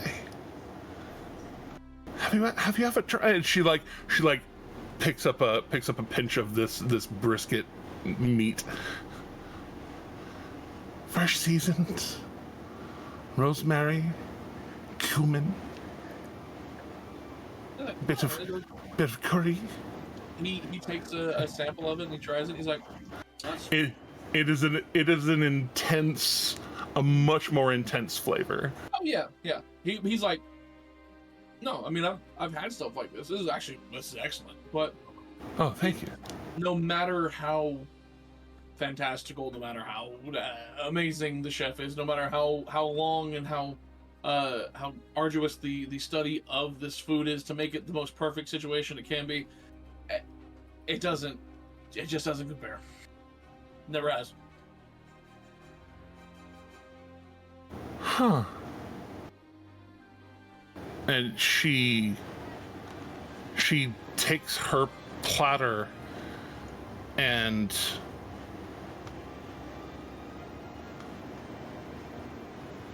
puts it under the table. And you hear something down there go to start eating, and the table shifts just a little bit. Oh. And I'll absolutely look underneath the table to see what I was like. What? Oh yeah. So the thing holding up the table in the center,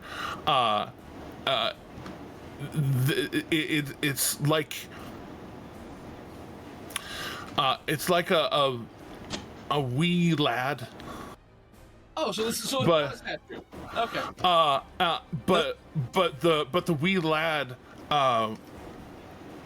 looks like his hands have come free of holding the table, and especially looking at it up close, it's almost like a helmet that's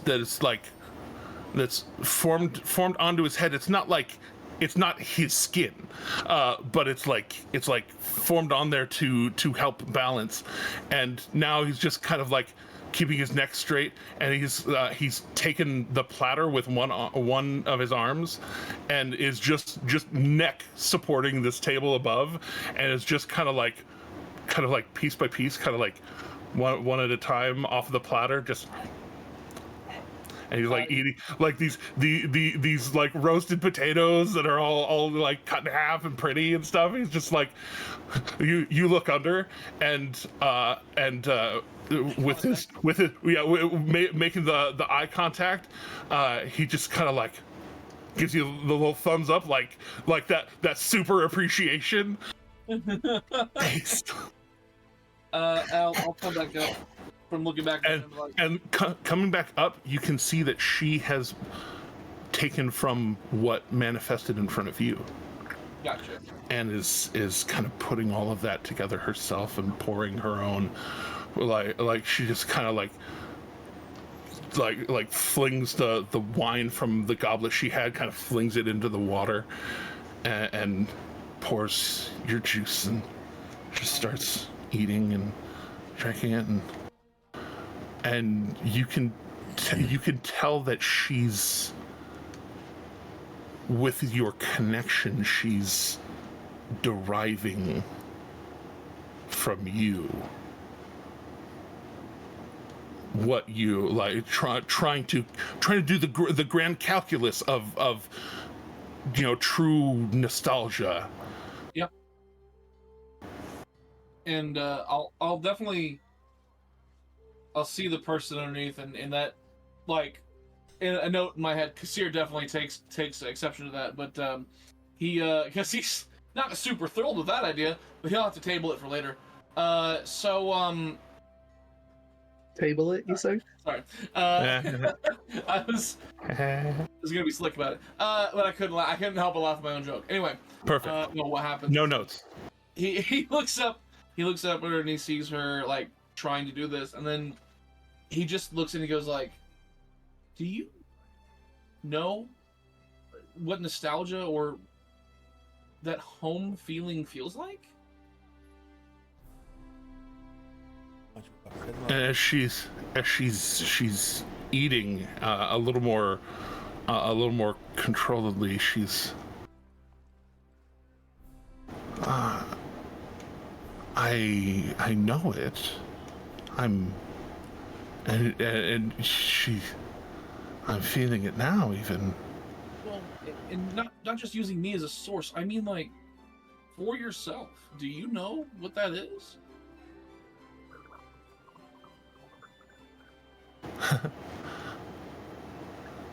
I'm learning. That's what I use mortals for. To learn. To feel things that I don't normally have access to here. Let me Ash, I'm gonna ask you something that I'm willing to bet no one has asked you in the entirety of your existence. Do you know what happiness is on your own? Like, how do you feel?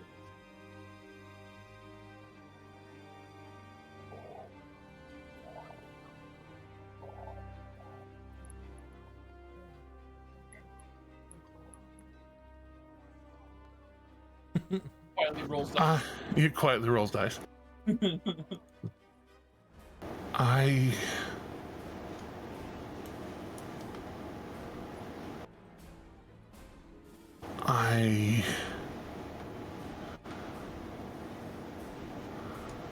my function,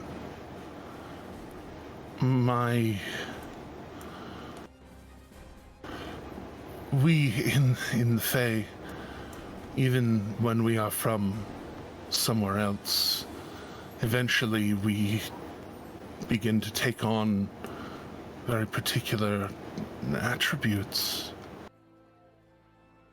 Mine, I was born of blood and pain and violence.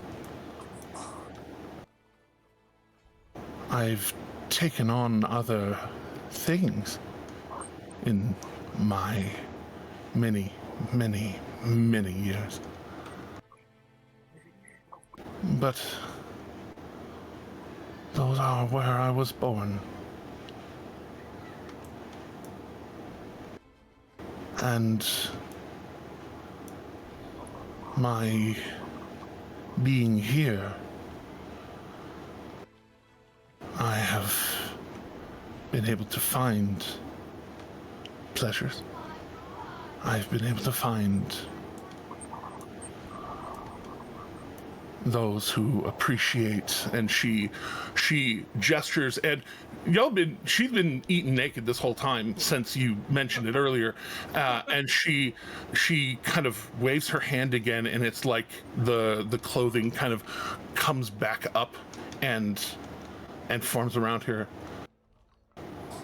Those that prefer the flesh.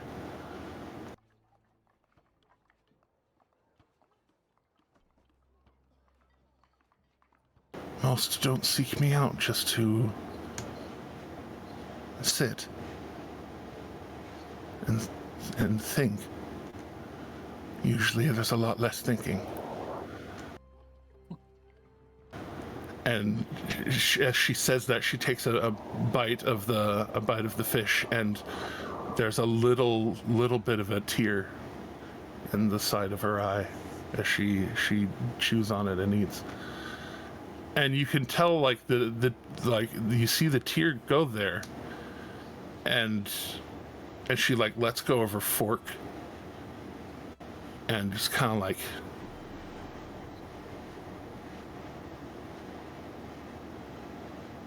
that's curious. All that pain that you're born out of, and is this the first time you cried?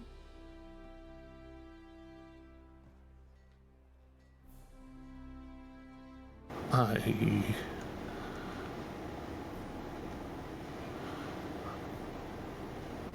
think it might be. No, And he's right to the heartstrings. He kind of pulls another one from the car. Huh. And he goes, wow, that's... And he looks at this table and he says, you know, you have such intense power. Like, he says, this table, for example, you know that you could think of anything, I could think of anything, and you'll summon it for me. You'll make sure it happens. You could summon any meal whatsoever in this world. You can summon any drink, and I'm willing to bet that 0 pieces of it will satiate and satisfy the way that simple cut of fish does for me. And that truly saddens me.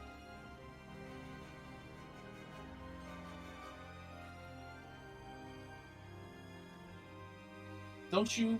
And he at this point, kind of offering a bit of an olive branch on that remark, he goes, don't you get curious about the being past the pain, being past the the violence. I mean, you of all people know what it's like to feel like an entire table of food is resting upon your head and being forced to stand there, and yet you make others go through the same.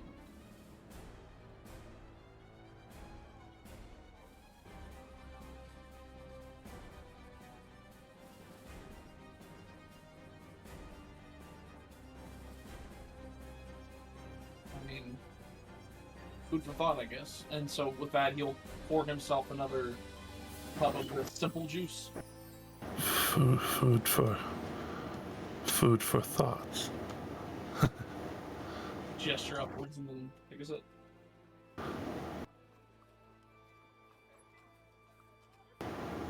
Interesting. Interesting indeed. And she kind of like, you can tell she's trying to like shrug through the feelings a little bit and kind of blink away and kind of pull it back together. And this is just one big solid hand across the eye.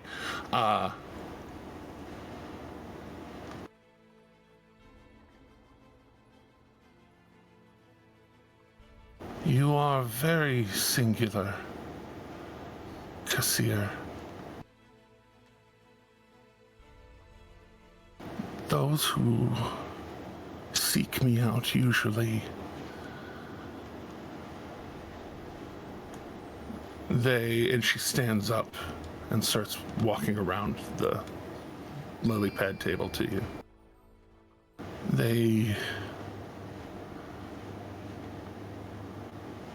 They're willing to kill for me. They're willing to suffer for me.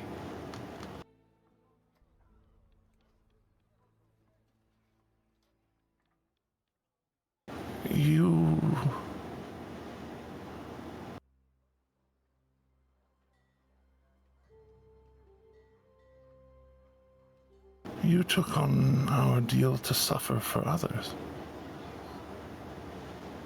Not me. And as she walks over, she kind of reaches out, drags her chair over, and actually sits next to you.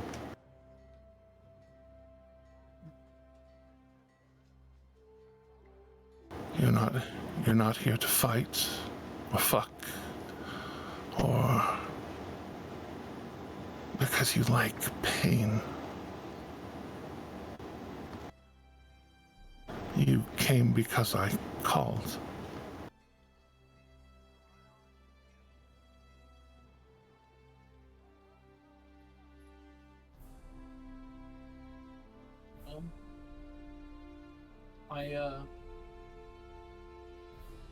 I may be a bit of a shyster. I may be a bit of a con man in certain ways, but I'm also somebody who, when I make a deal, I tend to keep it on my side of things, especially when my blood might get pulled from my body if I don't. So there's that whole caveat. That is...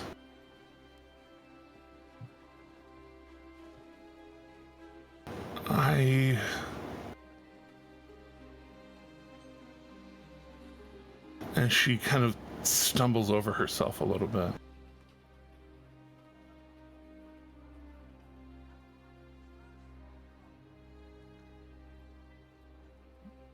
I usually have to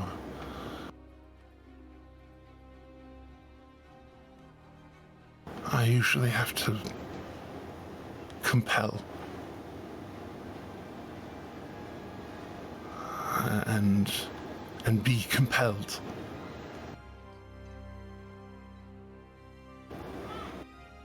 You offer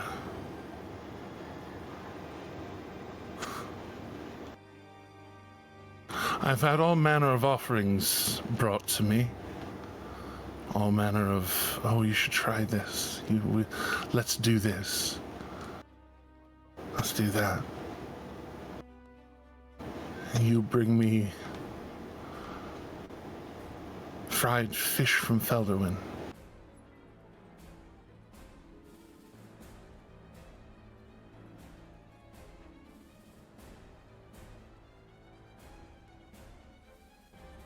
And she lays her hand on yours.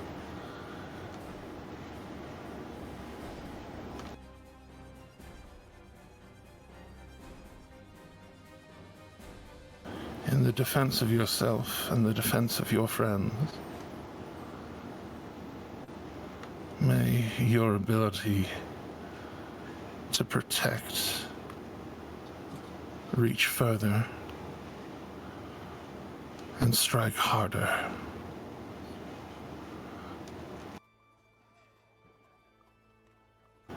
You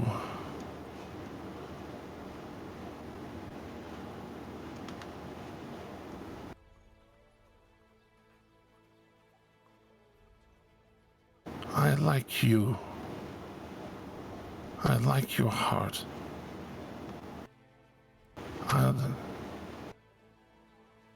Like I said, you're not my usual fare.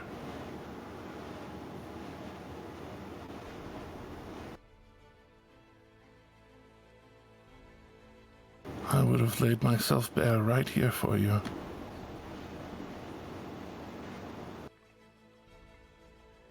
Let you take whatever pleasures you desired.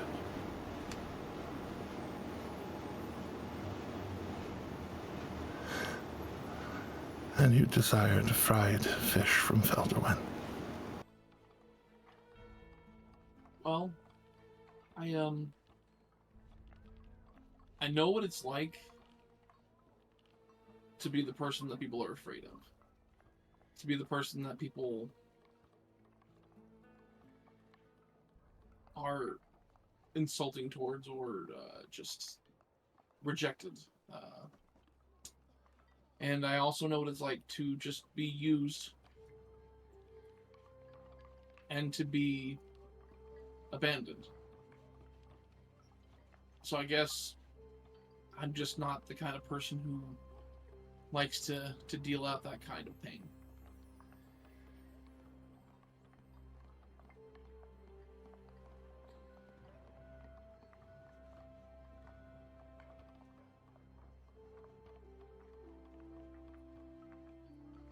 And her arm goes from holding your hand to just kind of going over your shoulder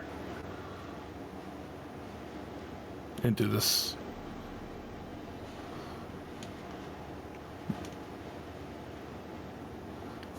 awkward side hug. It's you can tell like there's that little bit of like, you know, she's used to like trying to you know, grope into it and get a fistful of man peck, you know, as part of it, and she starts and then like kind of stops and like pulls her fingers back and kind of, you know, moves them back up to kind of your shoulder as she you know, wraps around. Yes. As I get the squish or whatever, I'm just like, Veshi, is this your first time hugging someone? Oh no, usually there's a it's a different. No, I mean like a non-sexy hug. Oh no, I've killed people with hugs. Oh, okay. With that, and he just kind of like tries to wiggle his way out of the hug a little bit. Oh no. You usually that's usually two-handed and sometimes also around the throat at the same. It's very. Do you want just like a regular hug, like a warm, loving hug? Oh, you're teaching the face. And she stands up, this like very suddenly, very like commandingly, and like as she stands up, her legs kind of like the chair gets kind of shoved off of the lily pad y'all are sitting on, or y'all are, you know, standing on, and it kicks off into the water, and she looks at you.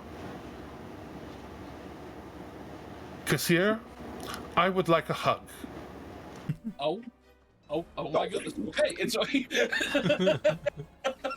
and so he just kind of like, yeah, of course, yeah, sure, and he will openly embrace her with his arms wide, and just like you hug, and then she mimics it, and she's still tall.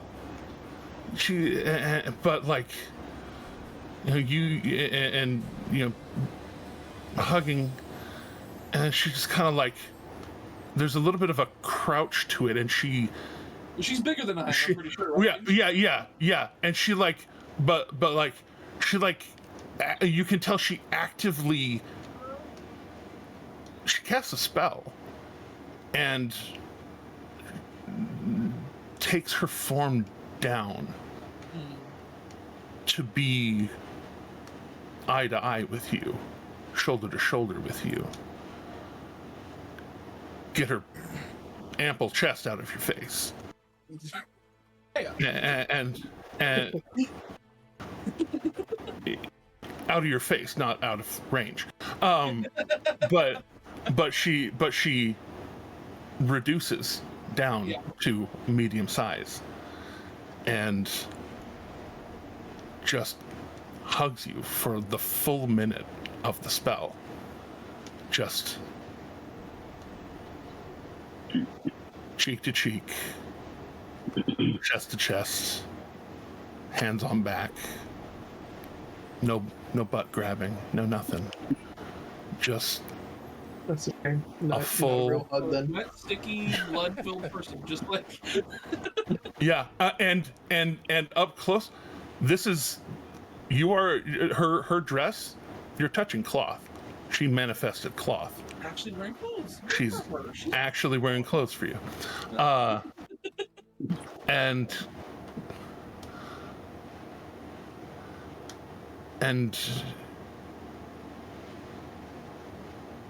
pulling away, you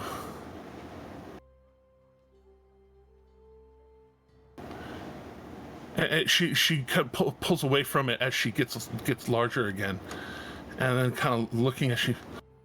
I mean, but you do still get urges, right? Like, you're not one of those Cordian monks hides on a mountain. Listen, Like you. Veshi, I'll be real honest with you. The beginning of the whole thing couldn't have been more turned off by him. It's really not cool for me to like be like really committed to doing one thing. It was really like, no matter how like gorgeous you are and everything like that, it wasn't my thing. Thank you. After all of this, after this, your sexiness went up, baby. It's higher, much higher. Like you are looking double thumbs up for me right now, okay? Just saying. I mean, fantastic. That's right. I'm playing hard to get with a freaking fade. Hue fade to black. Man. But you don't have to. What I'm not. Maybe I'm not saying it right. What I'm saying is, I like that we didn't fuck. Yeah, that's fine. And I am confused. I'm very confused right now. That I am confused that I like that we didn't fuck. And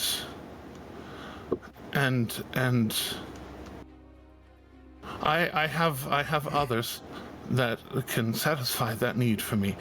No problem. They in fact expect it very much of me. I like that we are not. No. But if you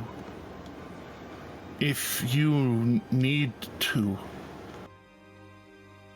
You used to call me on my cell phone. if you need to, 6, 7, 8, you don't. 1, 2. Sorry. if you need to, you don't.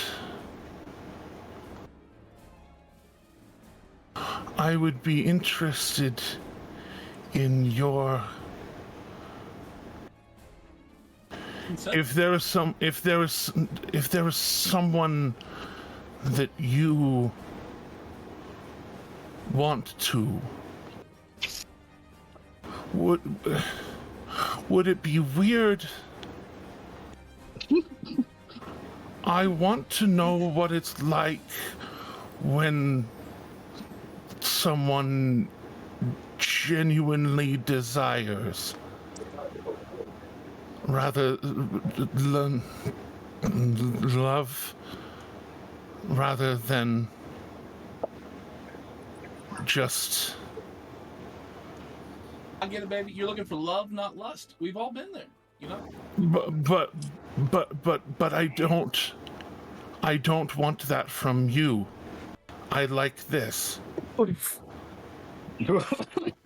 I like this. This is nice. You got friend zoned. You got friend zoned by the archfey of sex. He's been trying to get this friend zone for a second. I want to. Your experience is. I want to see how it feels, and you are now. I can experience things through you, with you.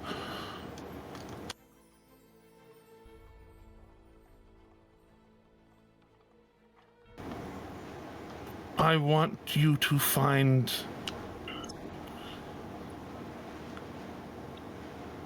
I want you to find someone you like. I want you to be happy. I don't want you to be afraid. These are a lot of new words for you, aren't they? Like this is like not same words, new order. Yeah, I was gonna say, yeah. No, I tell you what. And here's the deal. Great deal. Love it. I want you to explore these new feelings and everything like that. However, currently, I've been kind of forced out of the dating pool. So, if you take the table off of Short Man McGee's head over there, you can put me on the rotation for once a month or something like that. I don't know. No. I mean, you go find someone that you like for more than fucking. Sure. And then also enjoy that too. A relationship. These are new words for her. I want you to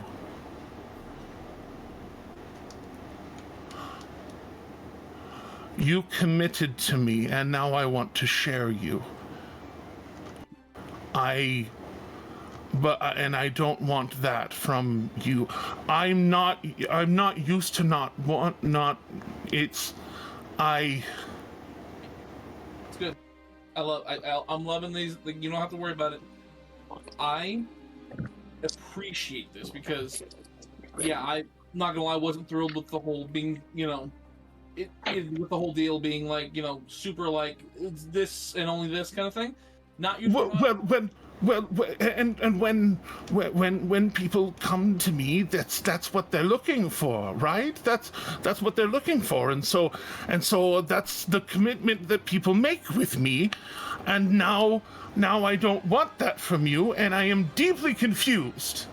All this comes down to, Veshi, communication. Okay, that is where the start of all things. It is, as if you communicate properly, then both parties know what's going on. Like for Yes, that's what I do normally, and normally the both parties know what's going on, and so that's when they come to me and they make deals with me, they already know what they're getting into, and I know what I'm getting into, but now you're coming at me with all of this, and she hands on your face, all of this and all of this and all of this, and a lot's happened for you today, hasn't it? It is very, very confusing. It's been a day. How it's supposed to be.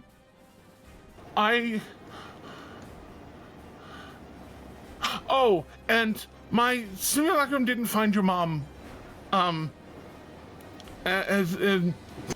She's still looking, but she hasn't found her mom.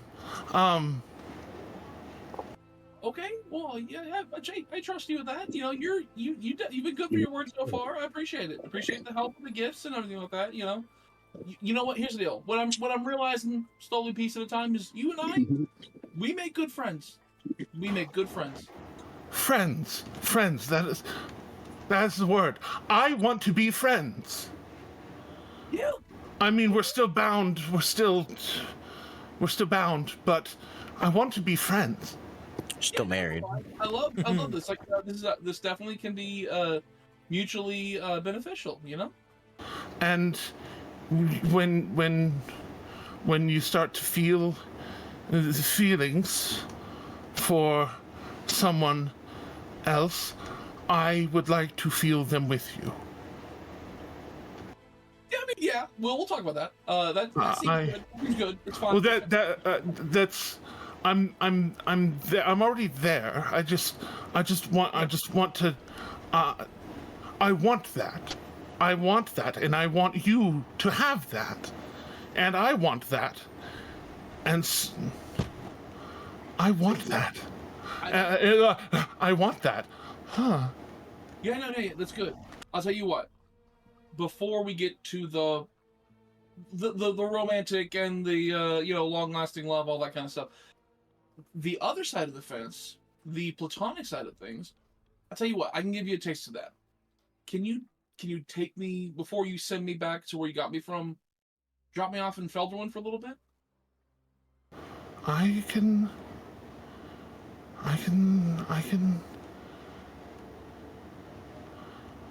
And she calls out, "Friends, our feast is concluded. Feel free to feast as well." And a slurry of fairies kind of come out and surround the table and like lift it up, and the gnome underneath it kind of walks out, and the fairies kind of set that lily pad down on the other one, and like the lot of them just start like, they are not being polite to this table. They are going after this food, eating it, throwing it at each other, while Vesh kind of takes you by the arm and starts walking away across the other lily pads with you. And I will say real quick, just before we even clear the area, I'll be like, "Oh, hey, and by the way, Vesh, new friend, I have a request. Can he have a different job besides table head? Can he like do something, laundry, wash the dishes, something besides that?" Oh, that's only for special occasions. He has a very strong neck. I tried to strangle it once and he survived. It was very impressive. So that's why he has that job. Cool. So and that's great. Could you maybe, throwing this out here, you are in the Feywild, use wood instead of a person to hold up the table?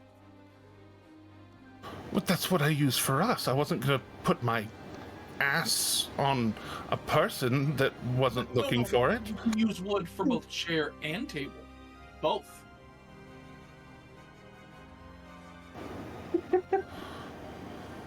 It's clicking. Okay, come on. Uh, He's just sitting there going like, come on, put it together. and like you're talking about that, and she. Let me know when you want to go back to your friends. Yeah. I just popped in to say hi to somebody in Feldwood. In the meantime, and she reaches her hand back, and the fairies kind of part from where they've half eviscerated what was left of the fish, and she grabs a piece of it and takes a little bite off of one side of it, offers the other side of it towards you. Yeah, I accept. Go home.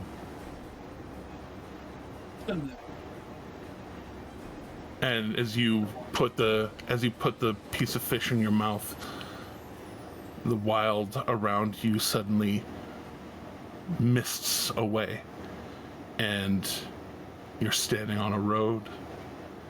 It's somewhat frosted over, it's somewhat cold.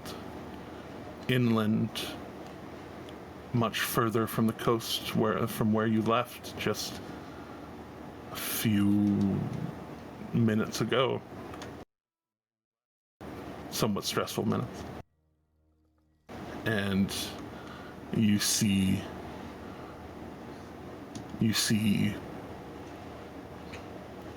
Felderwin. You see the town. It looks like there are some decorations beginning to be put up for the early winter festivals that occur at this time of year. As we go from there back around the world to Syngorn, y'all gathering yourselves together after a bladeful greeting with each other. Did that go any way you thought it was gonna go, Jeremy? I already know that I don't know anything. So joke's on you. I expect things to go completely nowhere that I would have foreseen. So, and I'm into that shit. Did I know there was a full-on therapy session with an archfey? No, I had no idea. But Did we know But this there is you going to be a are. trauma dumping session? Most likely, because it's this group. I mean that with love, you guys. I typed out some good speeches while all that was going on too. I got some good Slayer speeches. Yeah, I you saw did. that happening. Yeah, I was Yes, watching yes, you that. did. Yeah, I was just like, Enhanced. Inspirational. that's why I was muted for so long. You're okay. I It was- appreciate that. It was a lot of. It was seriously so much fucking typing. We appreciate that about you. It was a lot of just. But Wait, you can't hear it now, can you? not at the moment. Oh, oh wow! You done Cool. something. I did something apparently. Yeah. I wasn't lighting up during all that typing. I just. Uh-huh. So that's Uh-huh. good. Cool. Sweet. I Wild, don't know if, weird, I don't know if we can wild consider stuff. that fixing it, but because we enjoy But- the enhanced. in the chat, though, Ro was like, the two horniest people in this reality didn't moan. Like, Yes. Yes, I want it to be known. Yes, indeed. Well done. But with that, Tim, we haven't heard from you in a while, and you're muted. Are you present? Are you there? Do I have to? I tried to I used my resources to try and contact them. So I am present. Okay, There we go. cool. Welcome back. Just wanted to make sure, because like we hadn't heard from you for a minute, so I wanted to make sure. Yeah, sorry about that. No, you're fine. As long as you're fine, as long as things are okay, like Yeah, you know me. I want to make sure you're fine. But I am here. Have been listening. but Okay. as our camera pans back to Syngorn, Akira and Eritrin gritting each other, Yurek kind of nudging you. Is this common guest greeting? It is for them. Oh, and it's just that.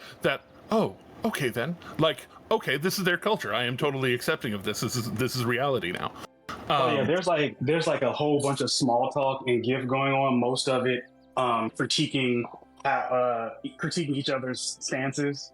Oh, no, most definitely. If I can retconningly this, after Akira gets within melee range, can I summon my echo behind Akira? Oh, absolutely.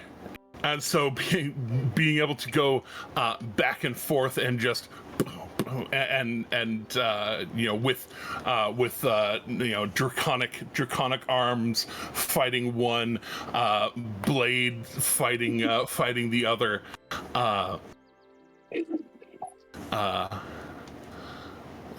You're a kind of Najizuka. If like I said, if you require anything, just let me know, and otherwise, apparently I have several things to get to work on. Of course.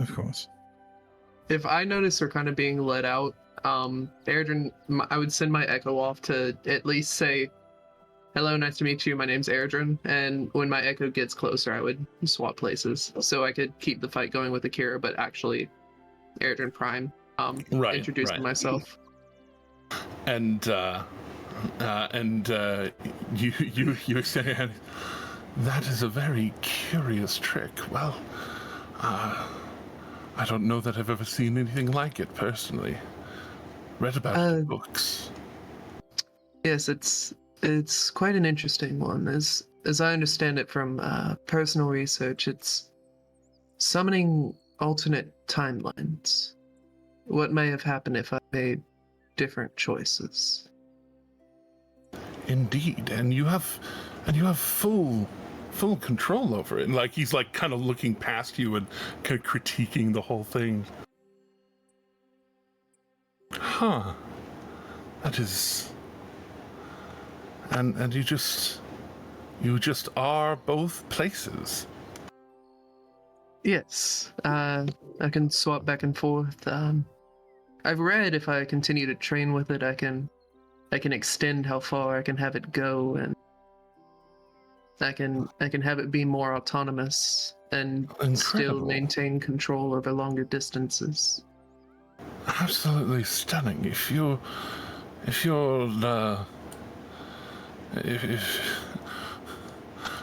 not to treat you like a science project or anything, but if you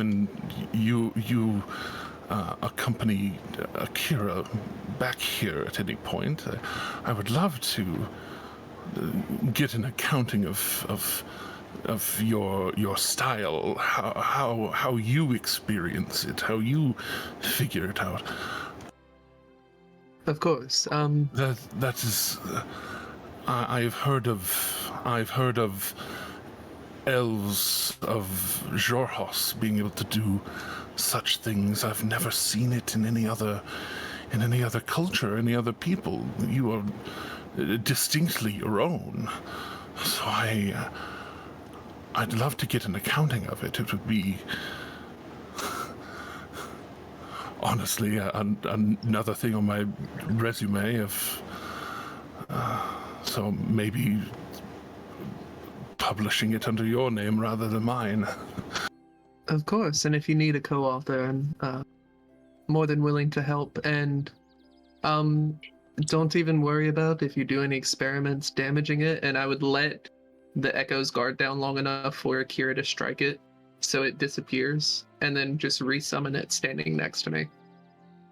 Oh no, I wouldn't. Oh wow! And just like seeing how easy. Wow, effortless. Yeah.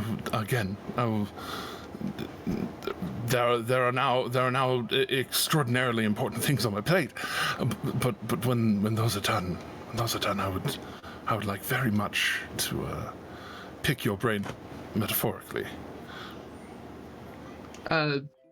For a second, swapping to telepathically, just anytime. And he too reaches back.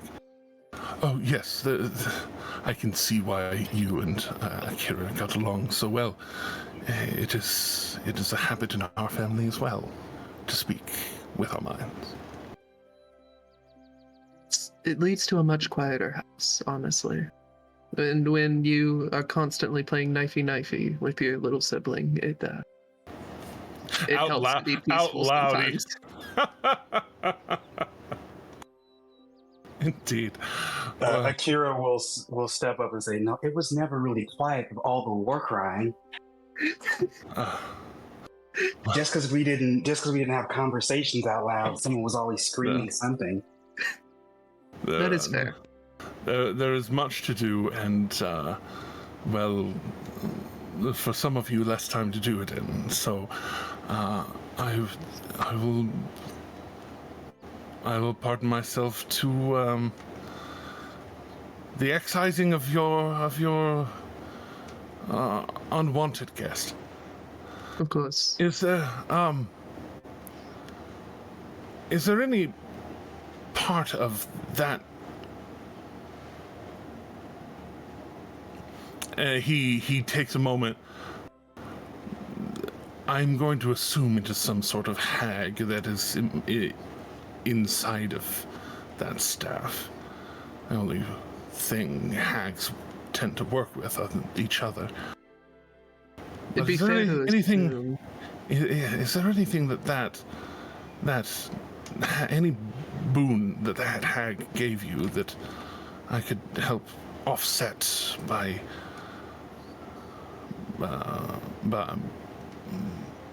resupplementing you, Akira? Maybe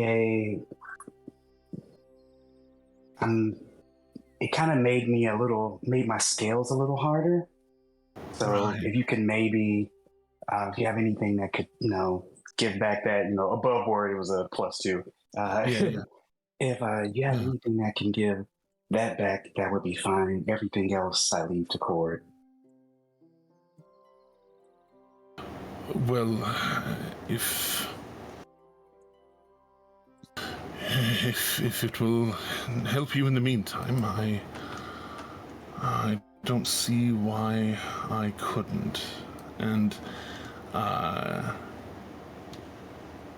he resummons the staff into his left hand. His staff. His staff. His staff. Okay. Yeah, he resummons his staff into his left hand from its special pocket place. And he turns it back and forth. This thing is like a dark stained walnut wood with the upper half of it looks like dripped lines of platinum, but with very when it gets to the bottom of it, they look like drip lines, but above the drip line, or the drip parts, it's actually much more intricate. This kind of network of glyphs within glyphs, kind of all panning together, and he says,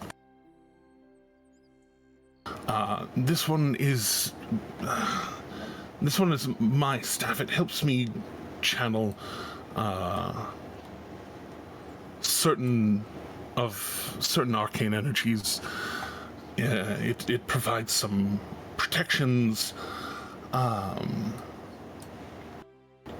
would be very, very careful, at least in your intention with it. If you intentionally strike it right across here, and he gestures right around where the drip lines stop. If you strike it right around there and are attuned to it, and do so with a very express purpose of rupturing the magic. It can and will.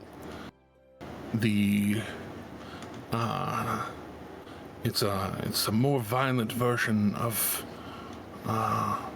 what apparently your father did. Ritikosh merely put a bag of holding in another bag of holding, according to your other father. And you can tell he very much does not use the other name. Neither does Akira. He consistently does not use his name. There's a much more violent version of that, and it can actually very much kill you. But also things within 30 feet of you will also regret being so very close to you. That being said, there is some chance that rather than just being caught in the blast, that you would be whisked away to another place, another plane. What plane?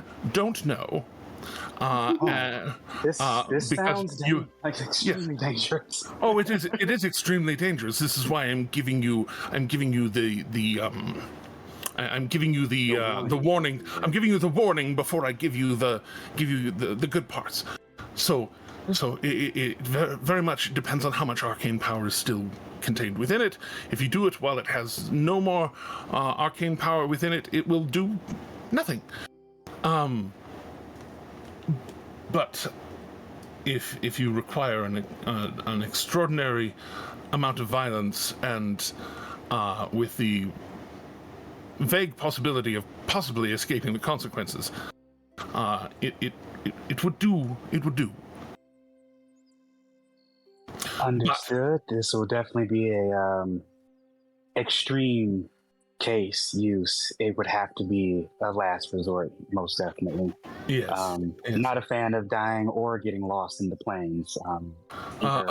Agreed. Sounds appetizing. Agreed, very much. And also, if I need extreme violence, I hang with someone called the Storm. Sounds. You get a side eye from me, like, hey, I'm right here. If they match your level of impressivity, I might want very much to meet the Storm. Oh, I plan for you to meet everybody. Oh, right, weddings, right. But as well, if you don't want to use the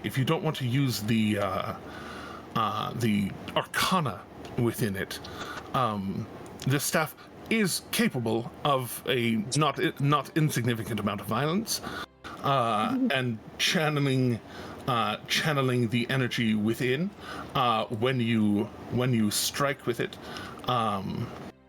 You can make your up to 20 of your strikes very a bit more forceful with it. So just don't be afraid to use it for violence, but also while it's in your hand, it does protect your personage and your mind as well a bit better. And I volunteer it to you as in the meantime. And you can, in taking the Hellswind staff or the Reaper of Hell's Whirlwind out of your inventory, you can place in just a regular, ordinary Staff of Power. Staff of Power, got it. When he says the thing about more forceful strikes, I would jump in and say, right, that's banned from sparring. Yes, it is up to 20 charges. Up to 20 charges a day. It does not regain all 20 of those charges at a time, so I would be judicious in the usage of That is not a they are not a prank amount of damage. They are in fact could kill an ordinary person just with the explosion. Akira will. Of course. So Akira somewhat rolls their eyes at Erigen as if they are not careful. But like, I would not bring this to spar with you. I know you're careful. You're also competitive. But they, grandfather, in the dojo I trained at, every good weapon had a name. While I, Sean, understand this is called the Staff of Power, but you know, story. Oh yeah. Well, yes. And you know, well, this one has not been taken on adventures like other accoutrements that I own. Perhaps with you it can earn a name. I think I have a couple in mind. I'll let you know when I get back. Indeed. Woohoo! I will not be too much the worse for not having it, and more so, you will be all the better. And oh my good lord! That I find. Oh my good lord! That I find much more important. Oh my god! I'm sorry, that's Sean reading what this thing can do. I'm so sorry. Yeah, no, you're okay. You're okay. Just don't name it Gertrude. No, I wouldn't name it Gertrude. That's a very particular name. Does that have any meaning for you? No, it's just a terrible name for a weapon. That's all. Indeed. It is a good name for other things, though. Perhaps. It's like that theory. The longer the name of a weapon is, the less dangerous it seems. I'd much rather deal with King So-and-so's weapon of mass destruction than the Throngler. The Throngler. You beat The me throng. onto the own meme. The fuck bringer. Oh Yes. my god. We just call this sword the fucker. By the way, that was Erdrin saying that to Yurik. Oh yes, indeed. Yes, no. That is a staff of power that I worked on personally, and it is somewhat dear to my heart as far as its construction and whatnot. But it going on an adventure and perhaps earning a proper name wouldn't be amiss. Boomstick. Hearing that, Erdrin would say, when you pick my brain next, I'd like to pick yours on enchanting of magical items. Well, that is not outside of my purview. I know some of enchantment as far as item enchantment goes. I also associate with some of the greatest arcane minds in all of Exandria. So, if you need me to call one in, I can do that. Of course, I'm still refining my abilities in enchantment. Fantastic. I make almost all of my own weapons, but still working on the magic of it. Nice. And jewelry, if ever you need new jewelry, like Oh, fantastic. a ring similar to this one on Akira's hand. I just acquired. Let me know.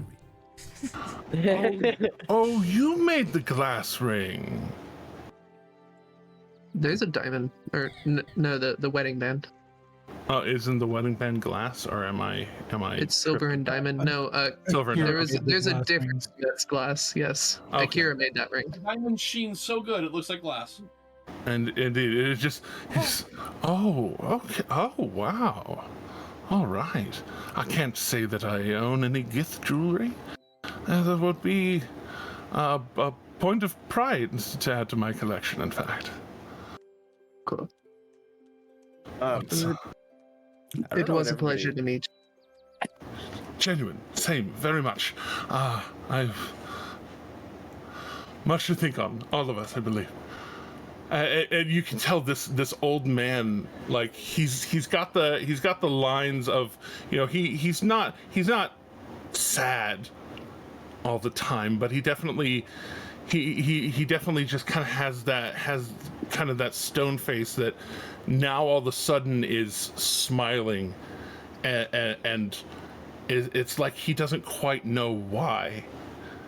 It's a little foreign to his face, but just kind of, yeah, I have things to do.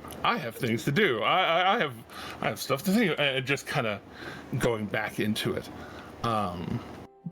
Is there anything else? Is there anything else the Syngorn crew would like to accomplish while they're in Syngorn? Is going to look straight at Eredrin, hand him his weapon, the Kasaragama. The Kurosama back. I was like, glad you're back. We have to talk to some Fae. Oh, Bollocks. damn it. You're just gonna go straight to the Feywild? You're not gonna come grab us first? I don't want to ask why, but why on the God's green earth? Oh, we have to get Fae Mithril, so we're going to gather everyone up and come back here. There's a tear right here in town. And I believe a Fae or two owes Luca a favor. I'm going to need a drink. In other news, player has Jimothy. Who? The storm.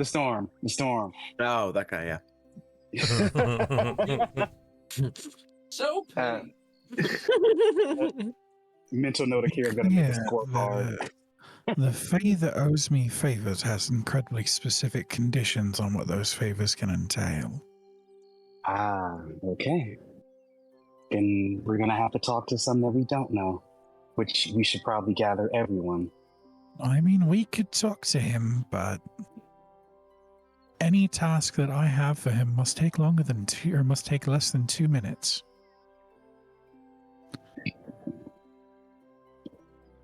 Maybe him telling us exactly where Fae Mithril is will take less than 2 minutes.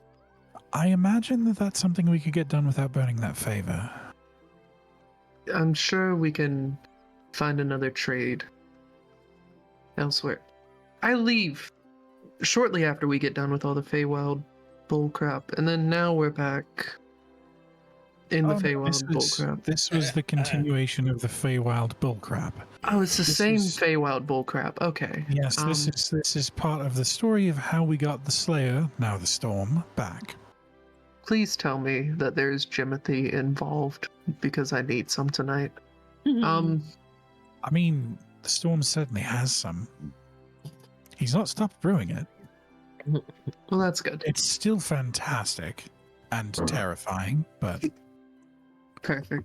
Fantastically terrifying. In other news, Luca, you'll find this fun. I started learning magic. Magically like actual delicious. magic. That's terrifying as well. Akira is going to ask the obvious question. So how are we getting back to Nicodranus and then back here? Like, shouldn't we establish some circles or the... Tomorrow I can get us back. But as far as getting back here goes, it would take a few days for the staff. Oh. Gotcha. So that'll be...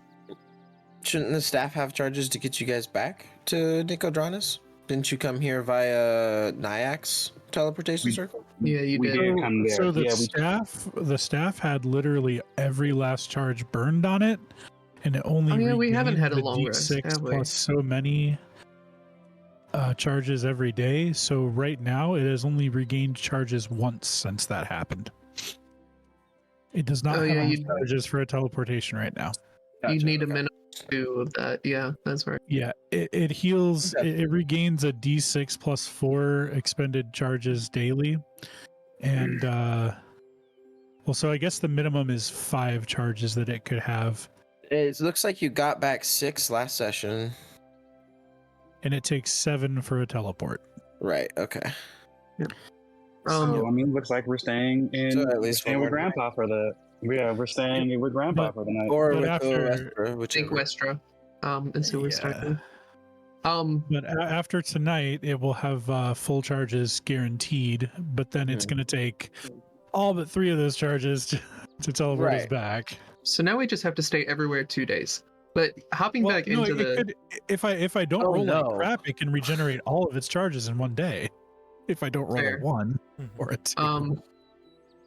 jumping back into the conversation, I would say, yeah, actually, while we were in hiding with Fisher, I started learning to artifice like him, and I would shake my wrist, and what looked like a bracelet would come off as a mechanical version of my flying snake. So yeah, Oh, that's clever. I know. It's just just little creaks of as it just kind of flaps its wings. While you're doing that, while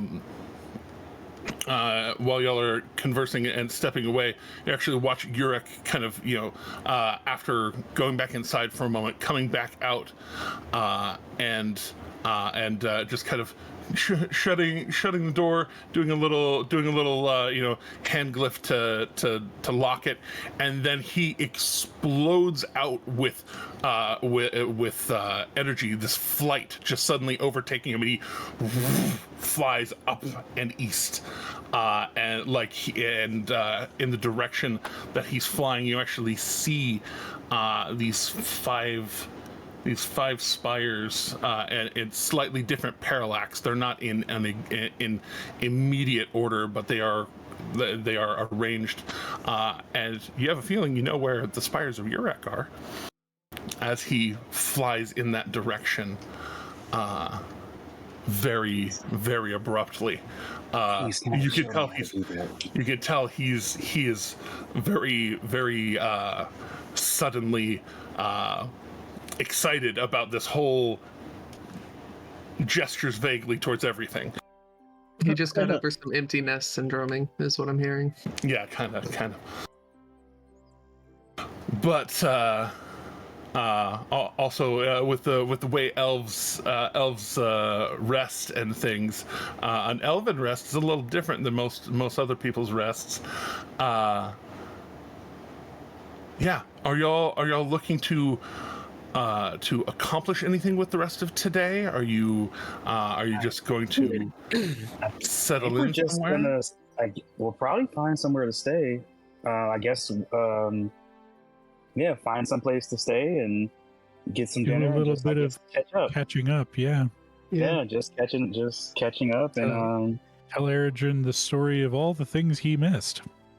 And tell them like, oh, I learned. Weimer started teaching me how to bake. I'm still crap at baking, but I can cook. I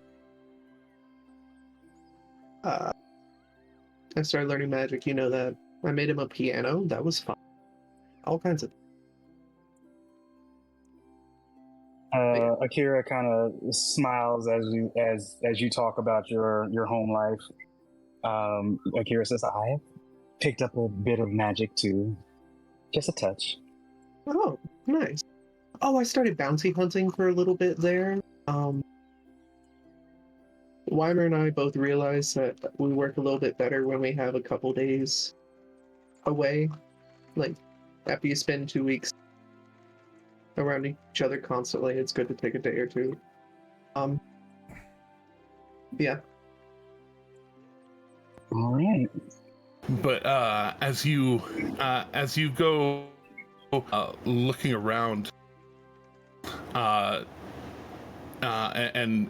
touring this town, the Tarn Ward, as they call it, is kind of the waterfront at any point around Lake Yuenlas. And as you go around, there's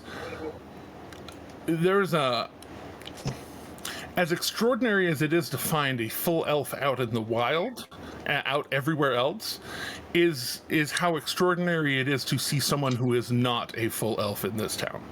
Gotcha. This is the thousands and thousands of elves, and That's why I didn't seeing and seeing them as you walk through. I mean, some of them are a little snootier than others. Some of them kind of look at you with the derision of, oh, non-elves, I wonder what they're doing here. But for the most part, there's people sitting and writing. There's people like standing about working on a craft, anything from fucking basket weaving and pottery to practice with a blade, practicing like the perfect form, the perfect swing, the perfect stance.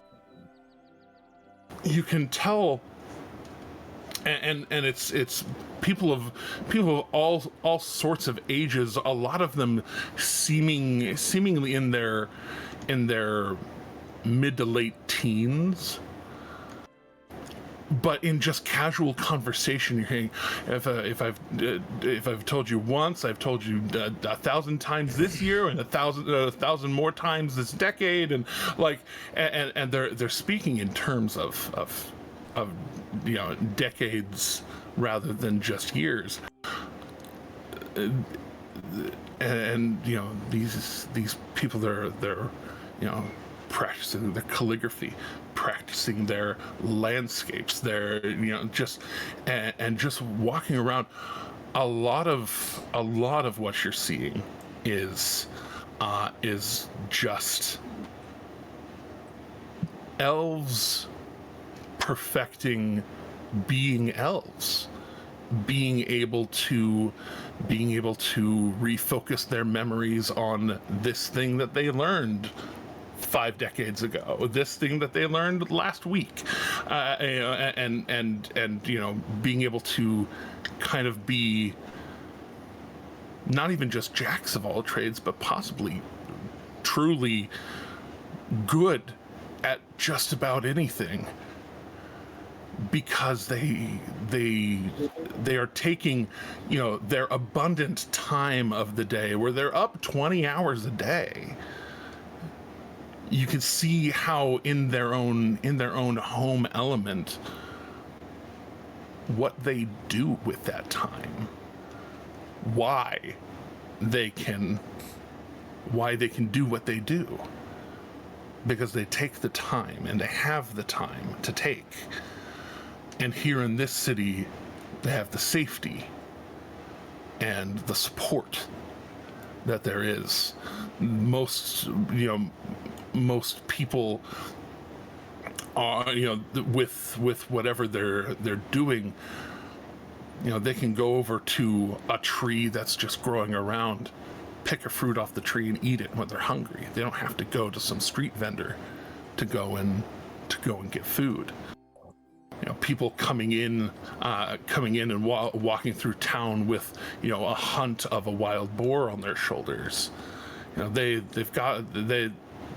go get it themselves. They don't need to get somebody else to provide it for them. That being said,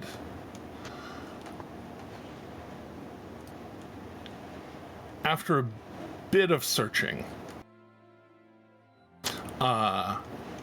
and asking around, here, somebody roll just a charisma check for us. No, not I. Somebody there. Somebody there. Somebody there. Throw a charisma for me. I think we know who it's supposed to be. Right, Sean? I'm tossing one. I mean, I figured it'd be Luca. Yeah. That's what I was thinking. Yeah. That I do have a question after this roll is resolved and all. Yes. Oh, I can do it now. More just kind of like it's only gonna be a 7 for me. a small moment. Do I see someone like perfecting a craft that I have kind of mastered, like trying to learn it for the first time? Go ahead and throw investigation. Let's go. Hope I'm good at this.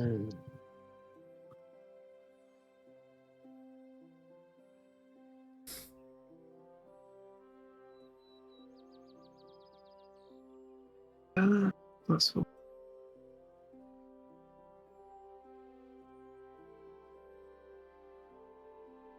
$13, maybe not.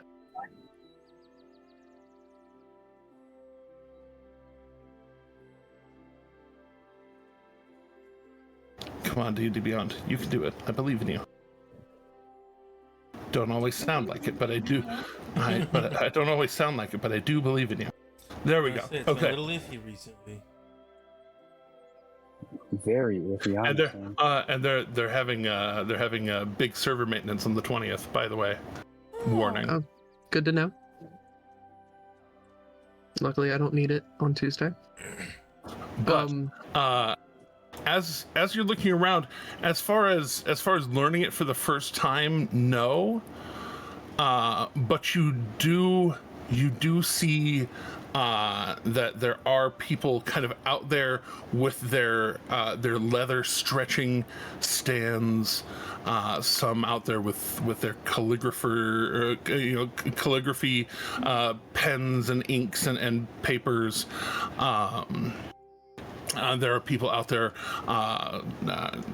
doing kind of wood shaving in a way that is actually kind of curious to you, because usually you'd sit with a piece and have it on a stand and spin and use two-handed blades to kind of shave off stuff. You're seeing some of them kind of working with, like, making a staff just by planting the stick into the ground and then using this front and back bladed kind of long knife to just kind of like up down and moving themselves around it to make sure that they're doing it right. And but not as far as seeing somebody doing it for the first time. No. That breaks my heart. This is there's a lot of people here, and as mentioned, it's more odd to see a truly young elf doing anything for the first time. Yeah. Because of the way that, especially in Syngorn, that they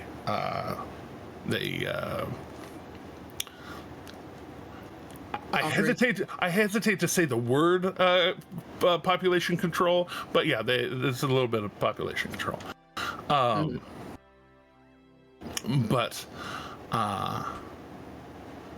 there are people doing stuff that you recognize. Yeah, no, I guess kind of curiosity brain would be like, oh, I want to see what they're doing with the wood. Like, why do you do this way? Kind of vibe. Mainly, I think he would kind of like linger, just watching, trying to see what he can glean from watching. And if he were roped into a conversation, he'd join one. But for the most part, he's just kind of watching the woodworking.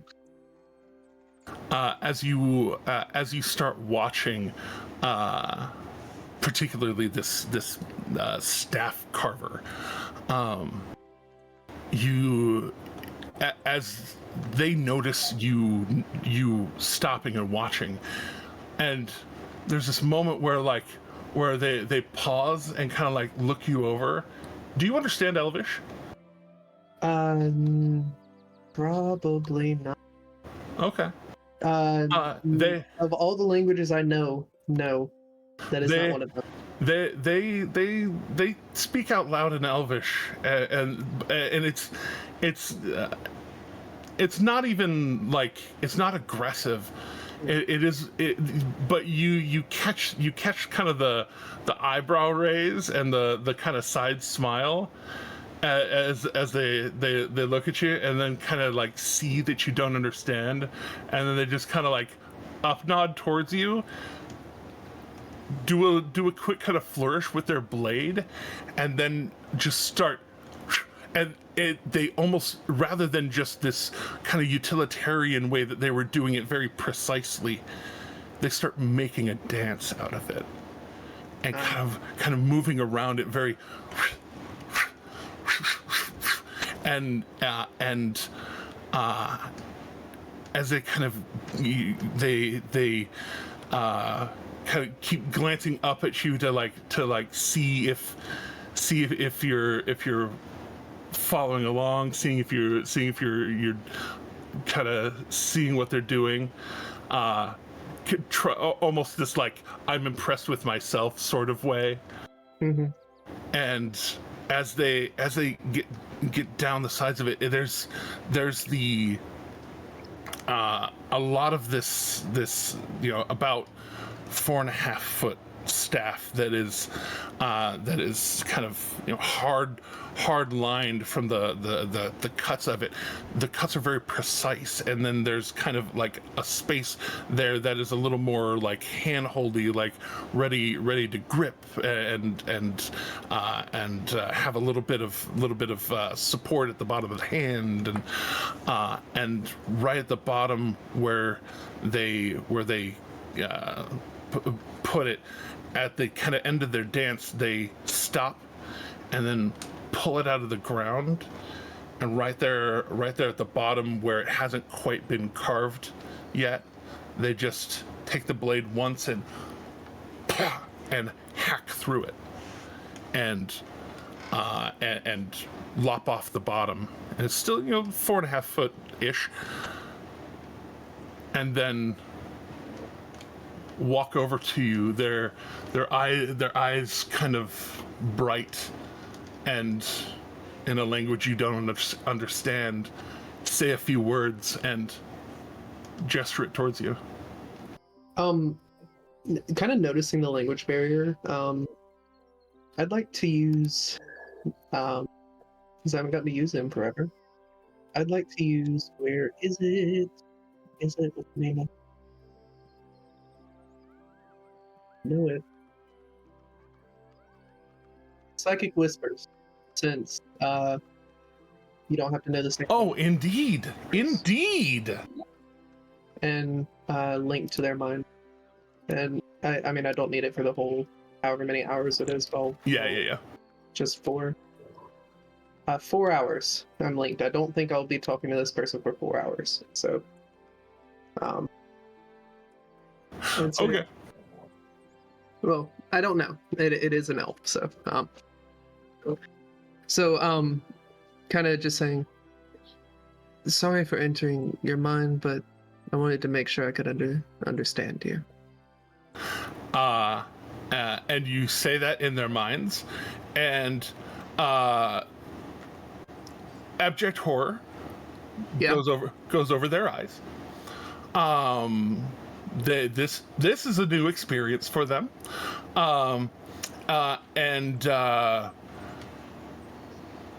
it's very much Kevin from Home Alone, as they and drop their carving blade and the staff, and just start running away,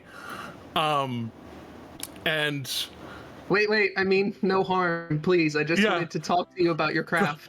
Go ahead and make a persuasion check. Not a disadvantage, but it's not going to be super hard, or it's not going to be this super duperest hard thing. But you did just enter somebody's mind for the first time, and they were not ready for that. Yeah, I get that. Ooh, natural 19 for 21. Oh, hell yeah. So Finally start doing well on persuasion on my non-bard.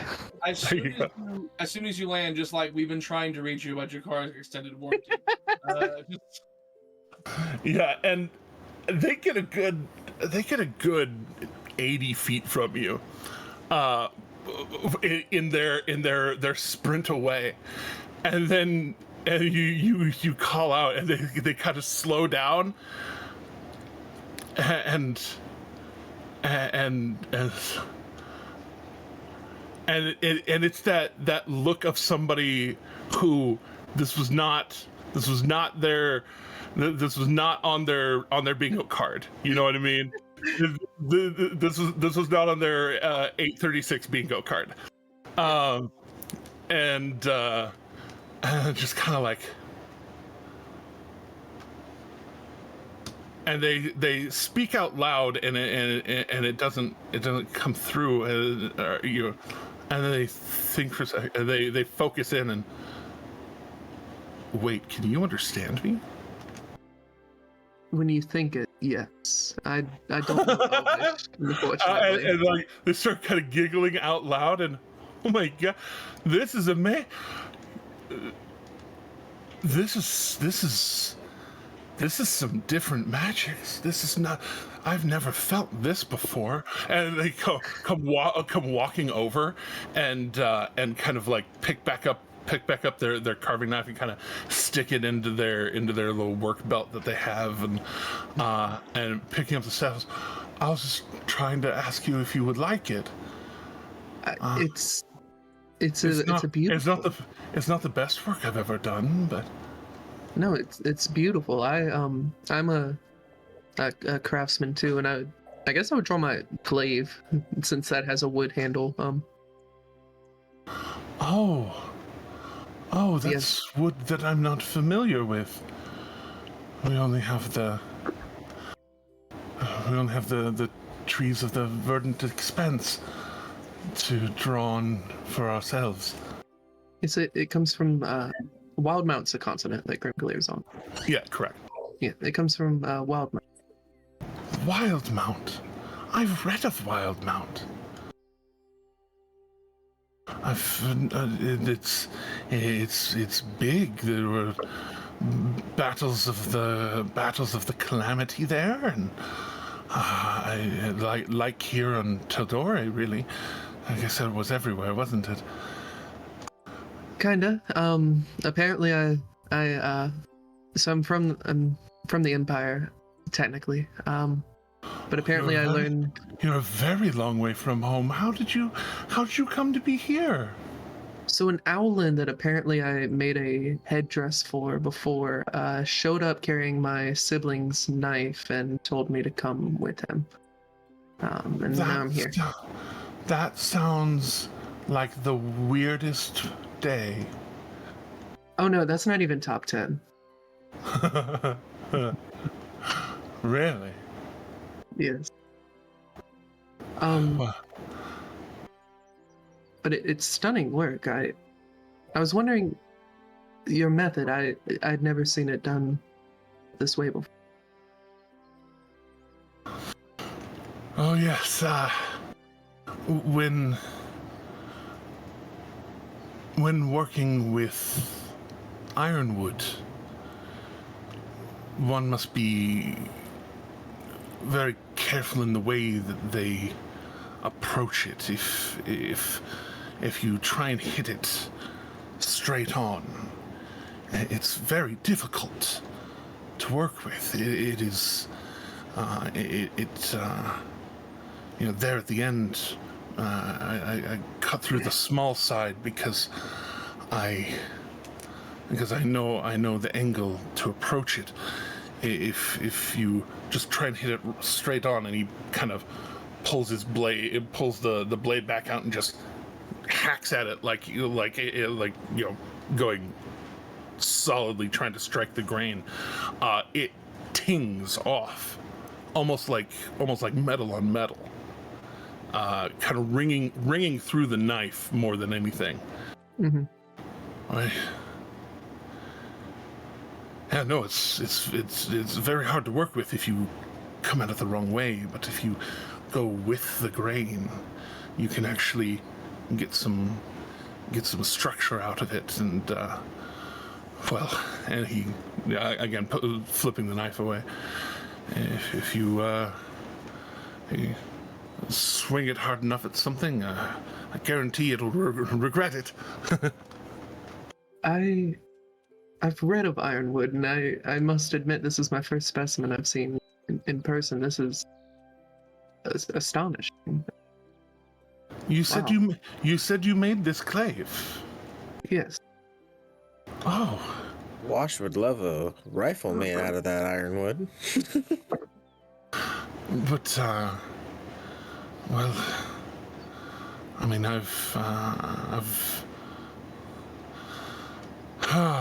it's near time for my own reverie personally, but if I can go get another sample from the woods. I'd hate for this one to go to waste. I gestures it towards you. I'll take it and I'll say, thank you. Oh my gosh. Thank you. That's it's you've heard ironwood described as a heavier duty wood, and in hearing heavier duty, your brain kind of associated the word heavy, and in being handed this, it is actually it's not quite balsa light, but it is light. sweet gum light, maybe. Yeah, and you know, feeling it back and forth, it's not for nothing. And he's kind of, well, enjoy that. Travel. Thank you. Travel safely. Thank you. It was a pleasure to meet you. And sorry for scaring you. That was not my intention. Well, I guess I would. Now that we've been improperly introduced, I'm sorry. I'm doing this all backwards. I'm better with things than with people. Surprisingly, same here. And my homunculus floating next to me. Your metal apparition.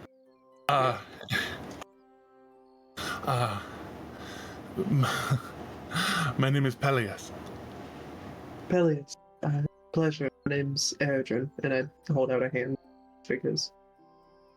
Eredrin. Curious, I've never heard that name before. Wonderful. That will make it much easier to remember. It's from the Astral Sea gift. Oh wow. You are of the Astral Sea? Technically, my people are.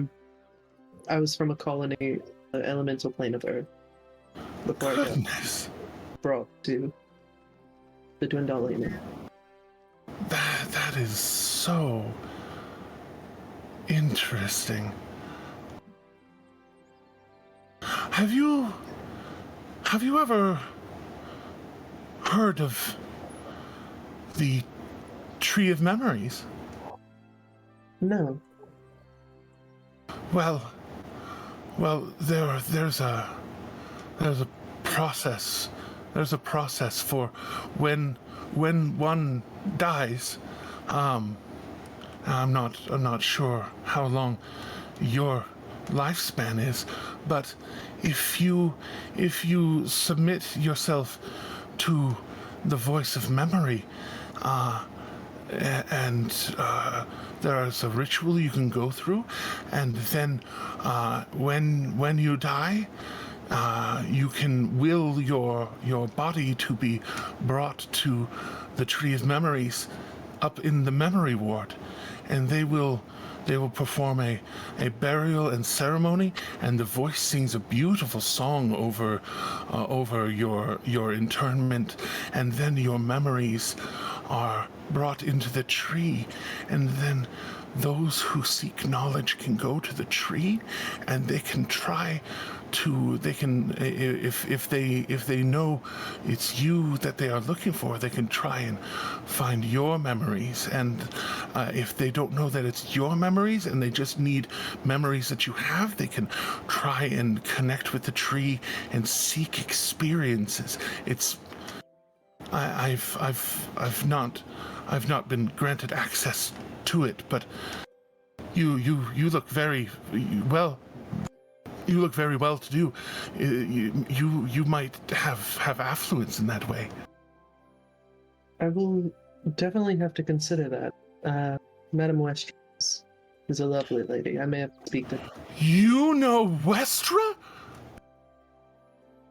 I met her today. And you, they say that, and a couple of other people like perk up at that. People who, when they screamed, it's Lost you. Yeah, we lost her. Can't hear you. See your lips moving. Nope.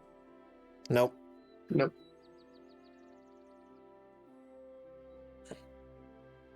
Nope. Not a thing.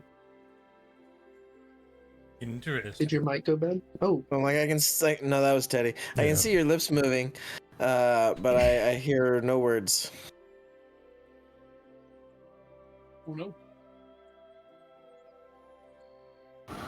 Am I back? Yep. Yeah, you're back. Hooray! Discord! We lost her. Hey, it's the first. Yeah. So where there were other people were like laughing at them, you know, screaming, dropping their stuff and running away. All of a sudden they hear Westra, and a few of the other people kind of like perk up and like, wait, they know Westra? Well, you met her today? How is she? She's so beautiful. Like, and this little crowd gathering around. All in like Elvish though, so he doesn't understand. Yeah, no, Yeah. I'm not catching the Yeah. first look. Oh, yeah. Like, but you're hearing Westra's name, and then people chattering in a way that is, I am not here to tell you how comfortable you are with that, but they're looking at you. They're looking at you like you said you saw. Yeah, like you just saw an angel, and they know of that angel. I pull my hat down slightly, but I will stand there and answer the questions of the guy that I'm linked to. Yes. Well, you see him, and out loud, there's a definite like back off. This is my friend, kind of gesture that is like this. This foreigner's my. This is my pet foreigner. I have taken them. They're mine now. We're friends now. We're having some tacos later. Yeah, exactly. Yeah, Akira has no idea why this crowd, like why this is all happening, because this is all Eredrin's in the. So I'm just in your head. Yeah. In your head.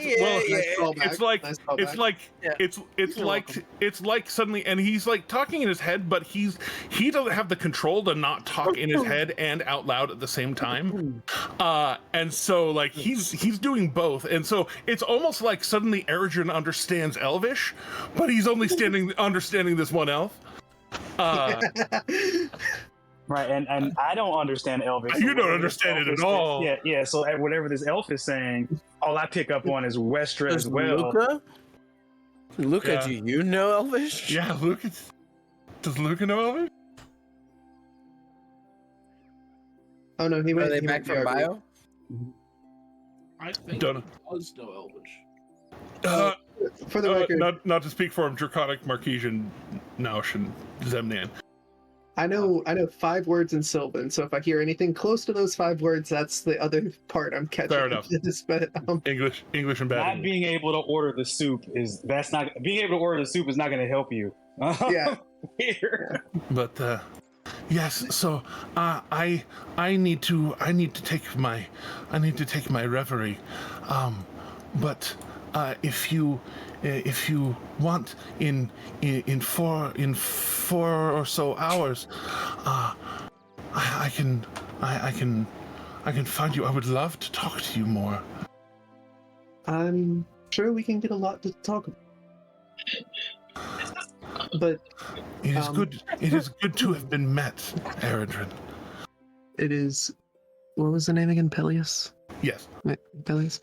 And it is great to have met you, Peleus. I will have to psychically link to you again, so maybe don't try not to run. That was a very strange feeling, and now that Yes, I know do apologize. now that I know what it is, I'm less scared. Of course. You could tell there was a less scared, not a not scared. Of course. I'll remember to keep my scarier tricks at bay. Oh, thank you for that. Do you need a reverie?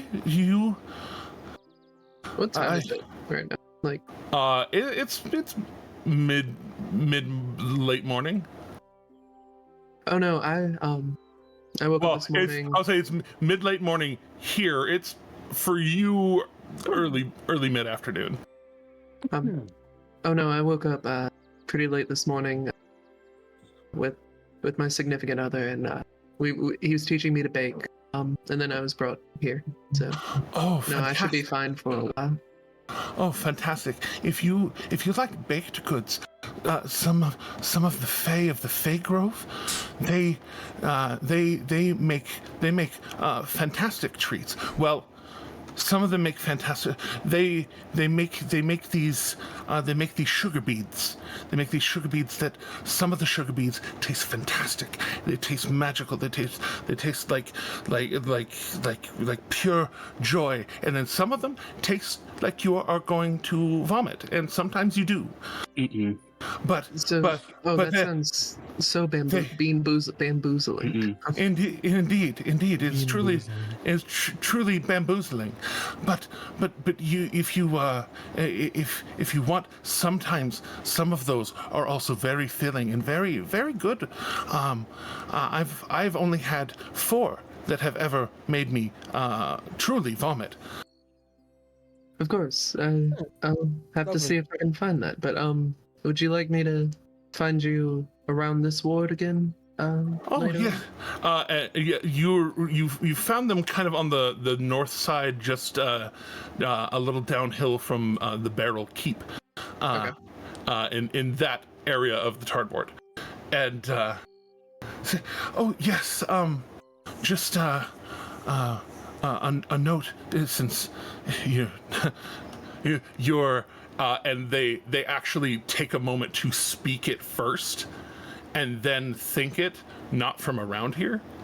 Yeah. When the sun goes down, the Tarn Ward becomes a bit more silent. Though if you have the ears to hear it, the song, the moon song that permeates the air is, well, I've been alive these 40 years, and he says 40 years. Guy looks like 15. Yeah. I've been around 40 years, and its beauty is still not lost on me. I'll hearing the Morse. If you have good enough ears, I'll kind of jokingly interject with, well, though my ears are pointy, or at least one of them still is. You can tell he did not clock that before, and kind of looks around the side of your head with the hurt ear and that. He's, oh, you are a mighty warrior. I try. But I will make sure to meet you back here later on. And luckily, when the ward becomes silent, I'll tap my temple. Doesn't mean we have to stop talking. And there's that. Oh, you can do the thing. Like just. Yes, indeed. Travel safely. Enjoy yourselves. And saying the phrase out loud and in his head, he'll actually like kind of gesture towards your friends. Peleus, good to meet you. Ishtvare, like kind of. Yeah. Smile politely and wave. I'd shoot a quick regular telepathy to them, like, his name's Peleus. He's a woodworker. Insert dirty joke. But he kind of he kind of almost skips off like enthusiastic, though body somewhat tired, and kind of goes and like skips over to a tree and just like reaches up and like swings himself up like one-armed, kind of swings, climbs up over it with the other arm, and kind of just like looks like he just finds some branches to just kind of like nestle into, and just looks like he just kind of tilts his head back and just kind of stares off. Noted.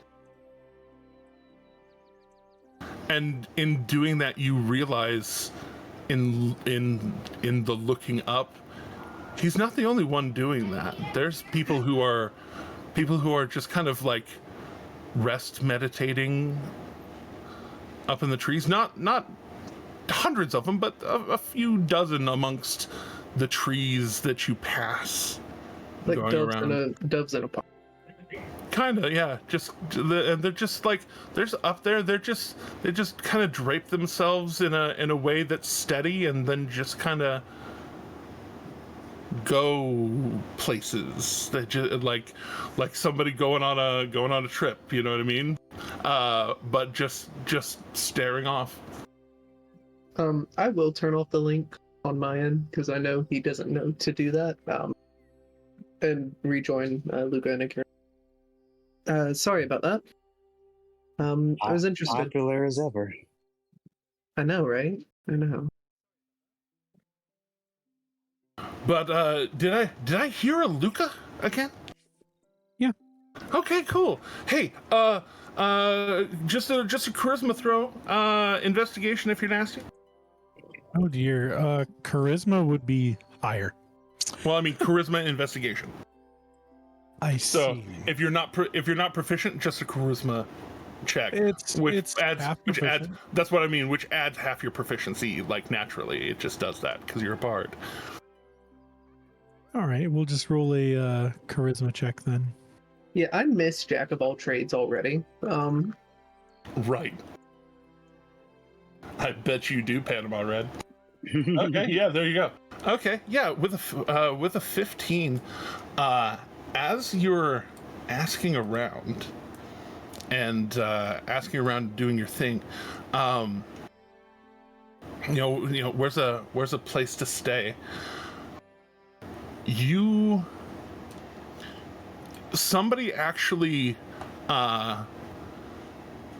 Somebody who does speak more common tongue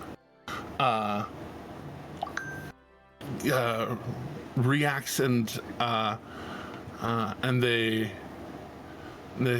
say,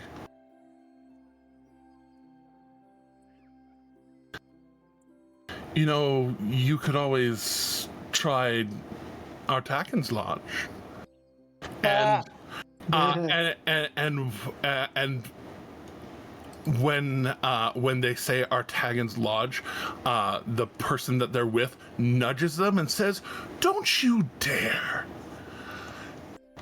He's telling you to go into the Fey Grove and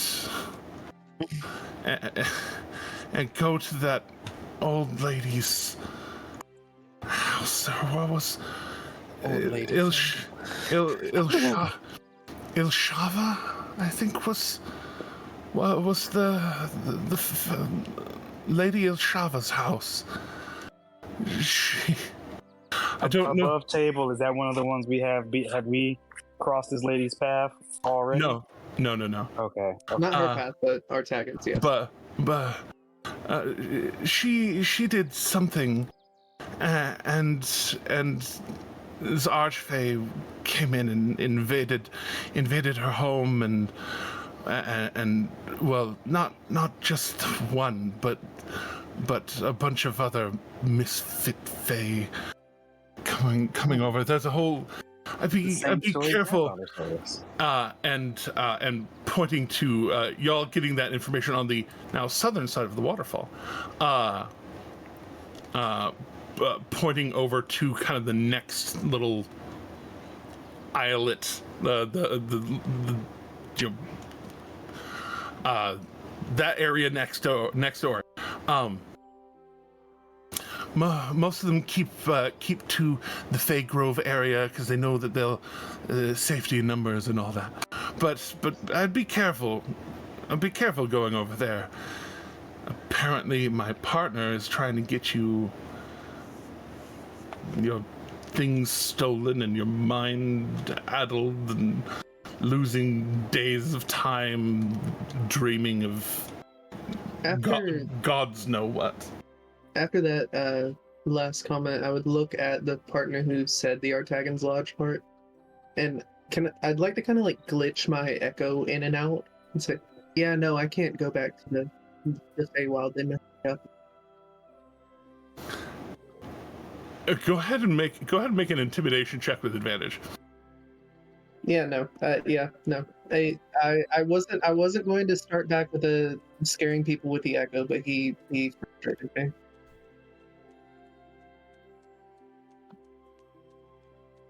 Nat 20. So you know if you're gonna gaslight people, he might as well gaslight people with a natural 20. And you say that, and both of them very suddenly, like they take like 2 steps back and then kind of look at each other. We think, yes, there's you can just be careful going to we have and they just both like fucking like it's just gone, just fucking gone. But with that, as we ended last session, we can go back. We end in Syngorn. Y'all doing whatever it is you're going to do. Just spend the night at a regular lodge, not the Feywild one. Yeah, find a safe inn to stay at for the night. Not like we can't afford it. I mean, could go back to Oestra's too. I'm pretty sure she offered to put you up for the night, but this detour was interesting, I suppose. Honestly, that's a pretty good way to go too. Or Westra, yeah, good idea. I didn't even think about that. That was my thought. Yeah, let's just do that. That's a great distracting detour for sure. Yes, a good distracting detour for sure. But now additional information acquired. With your tour around, staying on the northern closest to the lake side of the Fey Grove, you do notice a few little pixies, few little sprites here and there, but they're just kind of flitting around watching. Maybe an acorn toss or two, but nothing truly malevolent seeming, what have you. Making your way back around to the memory ward, getting the end of the day, being able to once again, all of you, be able to long rest. Those of you going to fighting pits, there's a certain certainty to the efficacy one would have in a fighting pit is sure. I was more interested in the chatting with the people who run the fight pit and some maybe exposition there, and I had a few speeches planned. But we're at the end of the session, so we can just start with that next time. It's cool. Yeah, we that's what I was gonna say. I was gonna say we can start next session cutting back over to Nicodranus. Yeah, it wasn't too much about the actual fighting. That wasn't really what I was interested in too much. Yeah, but he wants yeah, monologue. that's what I mean.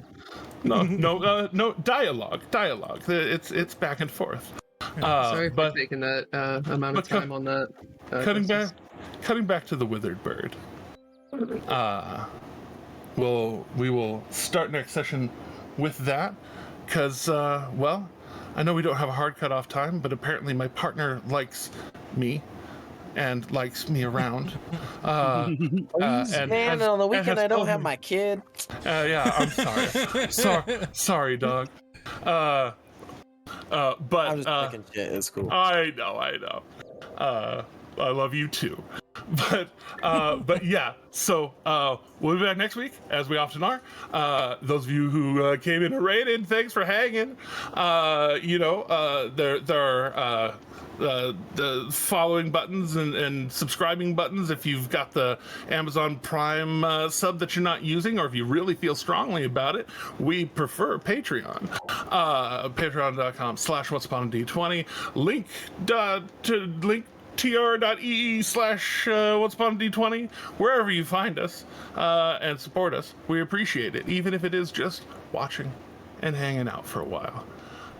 Until next time, please remember that kindness is free, and to remember to please keep going. Don't forget to like, comment, subscribe, hit the bell for notification. Check out the TikTok, check out the Patreon, check out the YouTube, check out the Facebook of all things, check out the Twitch as well. And yeah. Woo!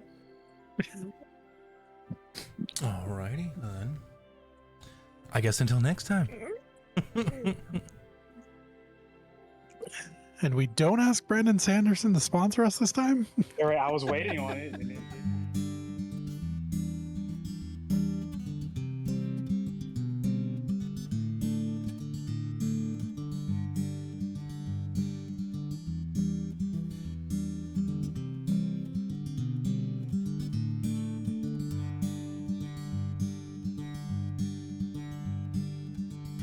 Everyone knows the lily of the valley, a sunburst of a tolly of roses, sharp thorns.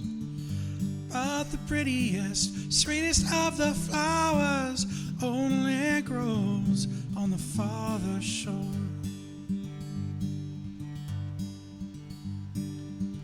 Sweet tart cherries and blackberries on the bush, bursting with nectar when the peel has been shorn.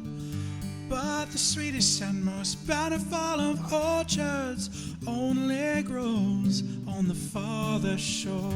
Till you go to the farther shore, that paradise to rest when your old heart can beat no more. We all go to the farther shore. We all go to the farther shore.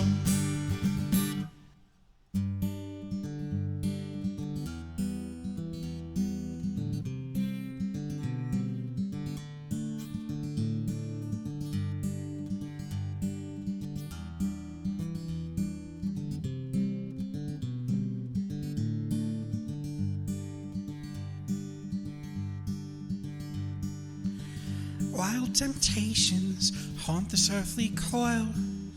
Some may resist them, though others can't ignore.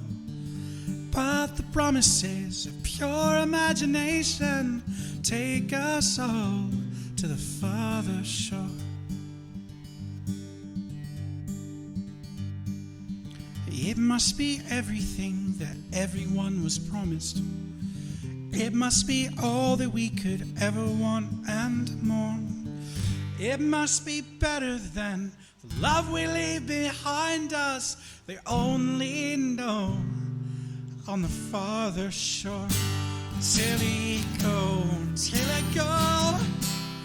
the farther shore. The this paradise to rest, when this old heart can beat no more.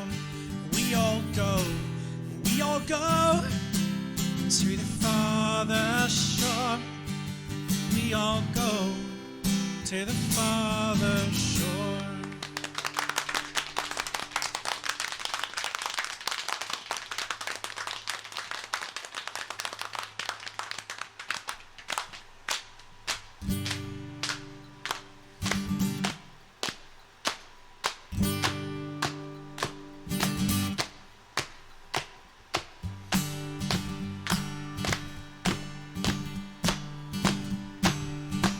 I want to hear everybody, come on.